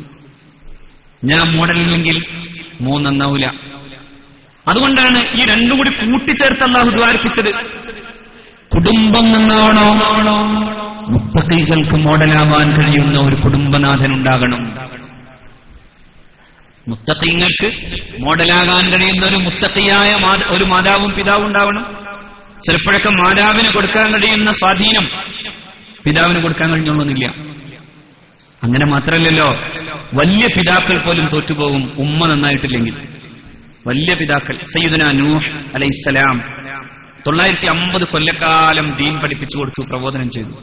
പക്ഷേ നൂഹ് നബി അലൈഹിസ്സലാമിന്റെ ഭാര്യമാരിൽ ഒരാളെ സത്യനിഷ്ഠത്തിന്റെ മാതാവ് പറഞ്ഞു, പടച്ചതമ്പുരാൻ ضربallahu مثلا للذين كفروا امرأة نوح وامرأة لوط كانتا تحت عبدين من عبادنا صالحين فخانتاهما. അമ്മ തന്നെ പറയുന്നുണ്ട്, ആ പെണ്ണുങ്ങളുടെ പ്രത്യേകത അവർ സത്യനിഷേധികൾക്ക് മാതൃകയായിരുന്നു. അവരോ എന്നാലോ രണ്ടു മഹാരഥന്മാരുടെ 2 മഹാപ്രവാചകന്മാരുടെ ഭാര്യമാരായിരുന്നു. കാനത്താ തഹ്ത അബ്ദൈനി മിൻ ഇബാദിനാ സാലിഹൈൻ, 2 മഹാരഥന്മാരുടെ ഭാര്യമാരായിരുന്നു. ഫഖാനതാഹുമാ, എന്നിട്ടെന്ത് ചെയ്തു? അവരെയും വഞ്ചിച്ചു. എന്നിട്ടോ ഒരു പ്രയോജനം അതുകൊണ്ട് കിട്ടിയുമില്ല. വഖീല ലഹും ദുഖുലൻ നാര മഅ ദാഖിലീൻ, അവരോട് നരകത്തിലേക്ക് കടക്കാൻ ആവശ്യപ്പെടുകയും ചെയ്തു. ഖുർആൻ. ഈ പെണ്ണിന്റെ മകൻ ചൊവ്വായിട്ടില്ല. യാ പുനയ്യ ഇർകബ് മഅനാ, എന്റെ പൊന്നുമോനെ നീ കപ്പലിലേക്ക് കയറാൻ പറഞ്ഞപ്പോ ഞാൻ രക്ഷപ്പെട്ടോളാം എന്ന് പറഞ്ഞ മോൻ വാപ്പയുടെ കപ്പലിൽ കയറാത്ത മോൻ. അതേസമയം സ്നേഹസ്മരണമായൊരു സ്ത്രീ സാന്നിധ്യം മതി. ഏതു കുഞ്ഞിന്റെയും ഹൃദയത്തിലുണ്ടാകുന്ന താരല്യം നന്മയുടെ വഴിയിലൂടെ തന്നെ പോകുമെന്നതിന്റെ ഏറ്റവും നല്ല ഉദാഹരണമാണ് സയ്യിദുനാ മൂസ നബി അലൈഹിസ്സലാം. തന്റെ പോറ്റുമ്മയുടെ മാറിൽ നിന്ന് കിട്ടിയ അമ്മിഞ്ഞപ്പാലും, തന്റെ പെറ്റുമ്മയുടെ മാറിൽ നിന്ന് കിട്ടിയ അമ്മിഞ്ഞപ്പാലും തന്റെ പോറ്റുമ്മയുടെ സ്നേഹ സാന്നിധ്യവുമാണ് ഒരു മഹാപ്രവാചകന്റെ ജീവിതത്തിന്റെ വലിപ്പം. ആരാത്? മഹദി തന്റെ പ്രിയപ്പെട്ട തന്റെ മകനെ നിരന്തരം പോറ്റാനുള്ള അവകാശം ലഭ്യമായില്ലെങ്കിലും ഫറോവ അവസാനം ഈ കുട്ടി മുല കൊടുക്കാൻ ഈ കുട്ടി സമ്മതിക്കുന്ന ഒരു സ്ത്രീയെ തെരഞ്ഞു പോയതൊടുക്കം തന്റെ പ്രിയപ്പെട്ട ഉമ്മയുടെ അടുക്കലേക്ക് തന്നെ എത്തിച്ചു കൊടുത്തു. ഉമ്മ മുല കൊടുത്തു. പക്ഷേ ആ കൊട്ടാരത്തിൽ ആസി എന്ന സ്നേഹസമ്പന്നയും സ്വാലിഹത്തുമായ പെണ്ണിന്റെ സ്നേഹ സാന്നിധ്യത്തിലാണ് സയ്യിദുനാ മൂസ നബി അലൈഹിസ്സലാത്തു വസ്സലാം വളർന്നത്. എന്നാൽ അതേ മൂസയുടെ പേരുള്ള അതേ മൂസയുടെ കാലക്കാരൻ ഒരു കാട്ടിൽ ജനിച്ച കുട്ടി, അതിന് ആവശ്യമാകുന്ന ആഹാരങ്ങൾ കൊണ്ടുപോയി കൊടുത്തത് ജിബ്രീൽ അലൈഹിസ്സലാമാണ്. പക്ഷേ ജിബ്രീൽ പരിചരിച്ചിട്ടും ആ കുട്ടി ഏറ്റവും വലിയ തമ്മാടിയായിപ്പോയി. അതുകൊണ്ടാണ് നമ്മൾ ഇങ്ങനെ ഒരു കവിതകളിലും അല്ലെ, മുസല്ലദീ റബ്ബാഹു ഫിർഔനു മുർസലു മുസല്ലദീ റബ്ബാഹു ജിബ്രീലു കാഫിറു. ഫറോവ വളർത്തിയിട്ടും മൂസ നബി വലിയ മുർസലായി. എന്നാൽ ജിബ്രീൽ വളർത്തിയിട്ടും ആ മൂസയുടെ കാലത്തെ ആദ്യത്തെ പശു ആരാധകനായി മാറി. ആരാധനയ്ക്ക് തുടക്കമിട്ട സാമിരി, അദ്ദേഹത്തിന്റെ പേരാണ് മൂസ. അപ്പൊ നോക്കൂ നിങ്ങൾ, 2 പേരും 2 വലിയ, ഒന്ന് ചരിത്രത്തിലെ ഏറ്റവും വലിയ ദുഷ്ടനായ മനുഷ്യന്റെ കൈകളിൽ വളർന്നു, മറ്റൊന്ന് ഈ റിസാലത്ത് മുഴുവൻ കൊണ്ടുവന്ന റസൂൽ ആയ മഹാനായ ജിബ്രീൽ. റസൂൽ എന്നത് ഞാൻ പറഞ്ഞ സാങ്കേതിക അർത്ഥത്തിൽ ആ റസൂൽ ജിബ്രീൽ, ആ ജിബ്രീലിന്റെ കൈകളിൽ വളർന്നിട്ട് പോലും മൂസ എന്ന ആ കുട്ടി ചരിത്രത്തിലെ ആദ്യത്തെ പശു ആരാധകനായി. അപ്പൊ നോക്കൂ,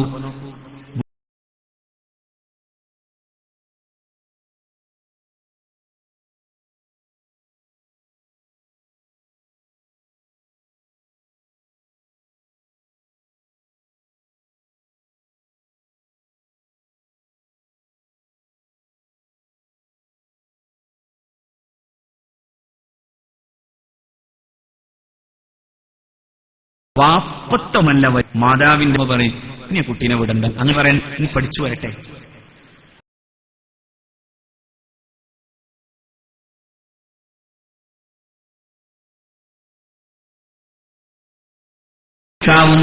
ഷെയ്ഖ് അബ്ദുൽ ഖാദിർ ജീലാനി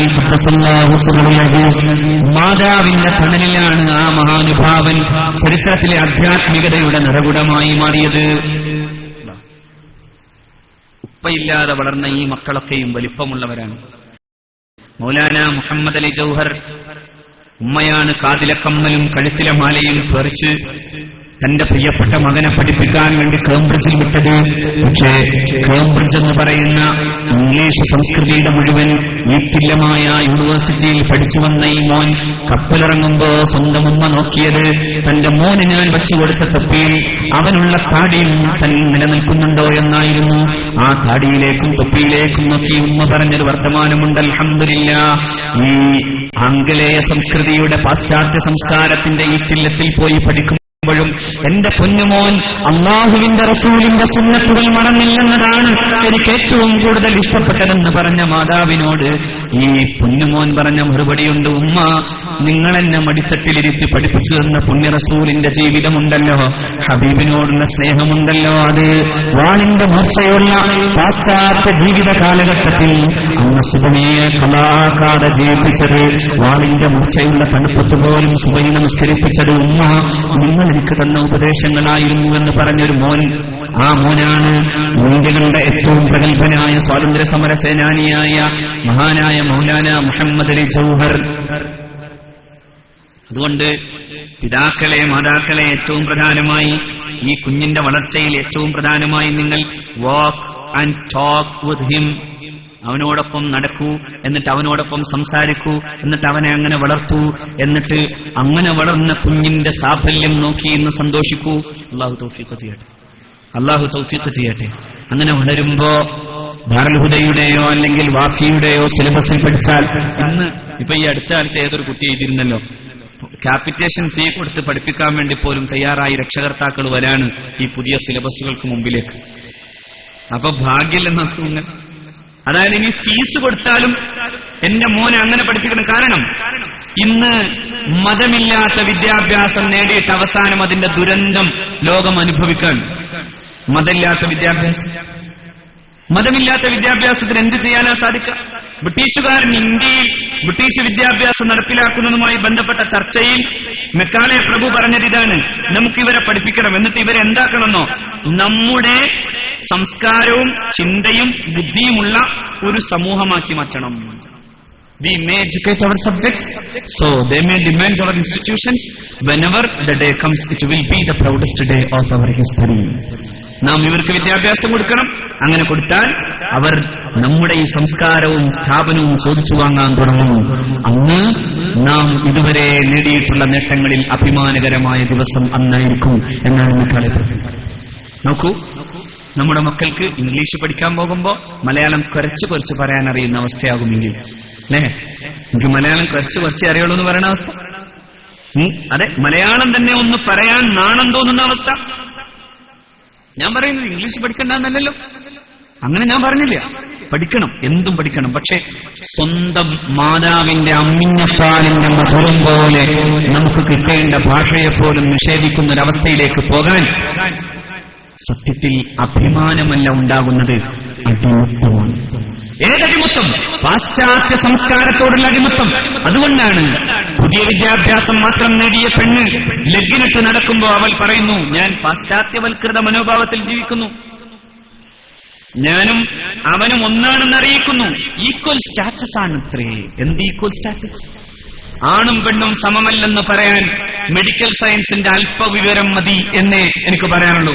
അല്പവിവരം മതി. കാരണം ജെൻഡർ ഇക്വാലിറ്റി അല്ല, ജെൻഡർ ഡിഫറൻസസിനെ കുറിച്ചാണ് ആധുനികമായ അറിവുകൾ മുഴുവനും പറഞ്ഞു തരുന്നത്. ഒരു മതബോധമുള്ള കുട്ടിക്കൊരിക്കലും ജെൻഡർ ഇക്വാലിറ്റി എന്ന് പറയാൻ കഴിയില്ല. ആണും പെണ്ണും സമമല്ല.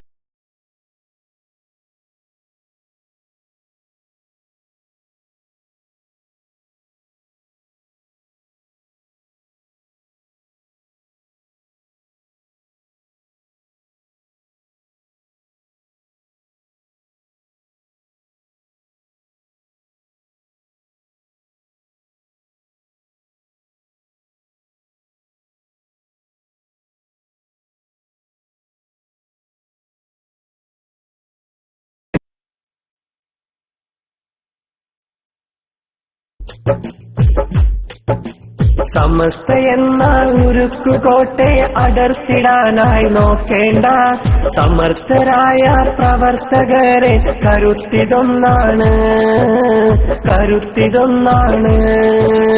സാത്വികരായൊരു നേതാക്കന്മാർ വളർത്തിയുള്ളൊരു പ്രസ്ഥാനം. സാക്ഷര കേരള മണ്ണിലിതിന്റെ വളർച്ചവാനോളം. സമസ്ത എന്ന ഉരുക്കുകോട്ടയെ അടർത്തിടാനായി നോക്കേണ്ട സമർത്ഥരായ പ്രവർത്തകരെ കരുത്തിതൊന്നാണ്.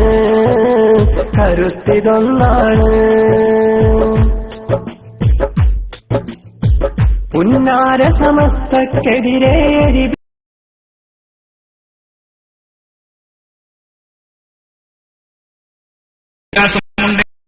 ഈ വിവരക്കേടിനെ തകർക്കാനും ഈ വിവരക്കേടില്ലാത്ത ഭദ്രമായ കുടുംബ സംവിധാനം ഉണ്ടാക്കാനും സാധിക്കും. അതുകൊണ്ടാണ് ഈ ദുആ നിങ്ങൾ എന്നും നിങ്ങളുടെ ജീവിതത്തിന്റെ ഭാഗമാക്കിക്കോളൂ. വജഅൽനാ ലിൽ മുത്തഖീന ഇമാമ. പഠിച്ചവനെ, മുത്തഖീകൾക്ക് ഇമാമായി ജീവിക്കാൻ കഴിയുന്ന ഒരു ബോധത്തിലേക്ക് ഒരു പിതാവെന്ന നിലയിൽ നീ എനിക്ക് തൗഫീഖ് തരണേ എന്ന പ്രാർത്ഥന നിലനിൽക്കണം. അല്ലാഹു തൗഫീഖ് ചെയ്യട്ടെ. അതുകൊണ്ട് ആ നിലക്ക് വളർന്നു വന്നാൽ നമ്മുടെ മക്കൾ ഇന്ന് ഞാൻ പറഞ്ഞല്ലോ, ഏതു തരത്തിലുമുള്ള വിദ്യാഭ്യാസവും നേടാൻ കഴിയുന്നവരായി ഈ മതവിദ്യാഭ്യാസവും കൂടി നേടിയവർ വളർന്നു കഴിഞ്ഞു. പണ്ടൊക്കെ ഉണ്ടായിരുന്നു ചില ആളുകൾക്കൊരു ധാരണ, ഈ തലക്കെട്ട് കെട്ടിയാൽ പിന്നെ അങ്ങനെയൊന്നും വലിയ വിവരം ഉണ്ടാവില്ല എന്നൊക്കെ ധരിച്ചിരുന്നു. ഇപ്പൊ അങ്ങനെയല്ല, ഇപ്പൊ തിരിച്ചായി. ചില ചർച്ചകൾക്കൊക്കെ പോകുമ്പോൾ ആദ്യം ചിലർ ധരിച്ചു പോകാറുണ്ട് ഇത് അങ്ങനെയൊന്നും സംഭവിക്കാൻ സാധ്യതയില്ല എന്ന്. പിന്നെ നോക്കുമ്പോഴാണ് പല അത്ഭുതങ്ങളും കാണേണ്ടി വരുന്നത്. അപ്പൊ അതിനൊക്കെ കാരണം എന്താ? രണ്ടും കൂടി ഉണ്ടായതുകൊണ്ടാണ്. രണ്ടും കൂടി ഉണ്ടാകുമ്പോ ഇപ്പോ ആ തരത്തിലുള്ള വിദ്യാഭ്യാസം നേടി പിന്നെ ഉയർന്ന തരത്തിലുള്ള ഉദ്യോഗസ്ഥന്മാരായും ജോലി ചെയ്യുന്നവരില്ലേ? ഞാൻ അത് ലക്ഷ്യമാക്കി പറയണ്ട കേട്ടോ, കാരണം അത് ലക്ഷ്യമാക്കരുത്. മതവിദ്യാഭ്യാസത്തിന്റെ ഇത്തരം സ്ഥാപനങ്ങളിലൂടെ പഠിച്ചു വന്ന കുട്ടികൾ മുഴുവനും നേരെ പോയി കോളേജിലെ മഹാ അധ്യാപകന്മാരായി മാത്രം ജോലി ചെയ്യണം എന്നതിനോട് 100% എനിക്ക് യോജിക്കാനാവില്ല. അതൊരു പക്ഷേ ഇനി വിവാദമാകാനൊന്നുമല്ല പറഞ്ഞു, പക്ഷെ 100% എനിക്ക് യോജിക്കാനാവില്ല. പക്ഷെ എന്നാലും പറയാം, അതിലും അഭിമാനല്ലേ. അലിഗഡ് യൂണിവേഴ്സിറ്റിയിലെ ദാറുൽ ഹുദയിൽ നിന്ന് പഠിച്ചുപോയ ചെറുപ്പക്കാരൻ, എന്റെ പ്രിയപ്പെട്ട സുഹൃത്ത്, ഇന്ന് അലിഗഡ് കോർട്ട് മെമ്പറാണ്. അതായത് ഇന്ത്യയിൽ വളരെ സുപ്രധാന വിദ്യാഭ്യാസ വിദഗ്ധർക്ക് മാത്രം ലഭ്യമാകുന്ന അലിഗഡ് കോർട്ട് മെമ്പർ. എന്തു ശമ്പളവും എന്തു കാര്യമായ സ്ഥാനങ്ങളുമാണ് നമുക്ക് ലഭ്യമാവുക. അപ്പൊ ഇത് ആ അർത്ഥത്തിലും ഉണ്ടെന്ന് സൂചിപ്പിച്ചു എന്നേ ഉള്ളൂ. അതുമാത്രം ലക്ഷ്യമാക്കരുത്. പഠിച്ചവൻ എന്റെ മോനെ ഇനി അലിഗഡിന്റെ കോർട്ട് മെമ്പർ ആക്കണേന്ന് ദ്വാരക്കാൻ വേണ്ടി ആകരുത് ഇത് പഠിപ്പിക്കേണ്ടത്. പക്ഷേ അതൊക്കെ ഉണ്ടാവും, അതൊക്കെ പിന്നാലെ വന്നേക്കാം. അള്ളാഹു അതിനൊക്കെ തൗഫീഖും തരട്ടെ. അങ്ങനെയൊക്കെ വന്നേക്കാം. പ്രഗത്ഭരായ ഡോക്ടറേറ്റ് എടുത്ത പ്രഗത്ഭരായ കുട്ടികൾ മിക്കവാറും ഇന്ന് ഡോക്ടറേറ്റ് ഡൽഹിയിൽ നിന്നൊക്കെ കിട്ടുന്നത് നമ്മുടെ കുട്ടികൾക്കായി മാറുന്നു. ഈജിപ്തിലെ പിന്നെ ജാമിഉൽ അസ്ഹറിൽ പോയി ഡോക്ടറേറ്റ് എടുത്തു വന്നു മഹാനായ ചരക്കാട് ഉസ്താദിന്റെ മോൻ. അതായത് ഒരുപക്ഷെ കേരളത്തിലെ ആദ്യത്തെ ഡോക്ടറേറ്റ് ആണ്, ആദ്യത്തെ ഡോക്ടറേറ്റ്.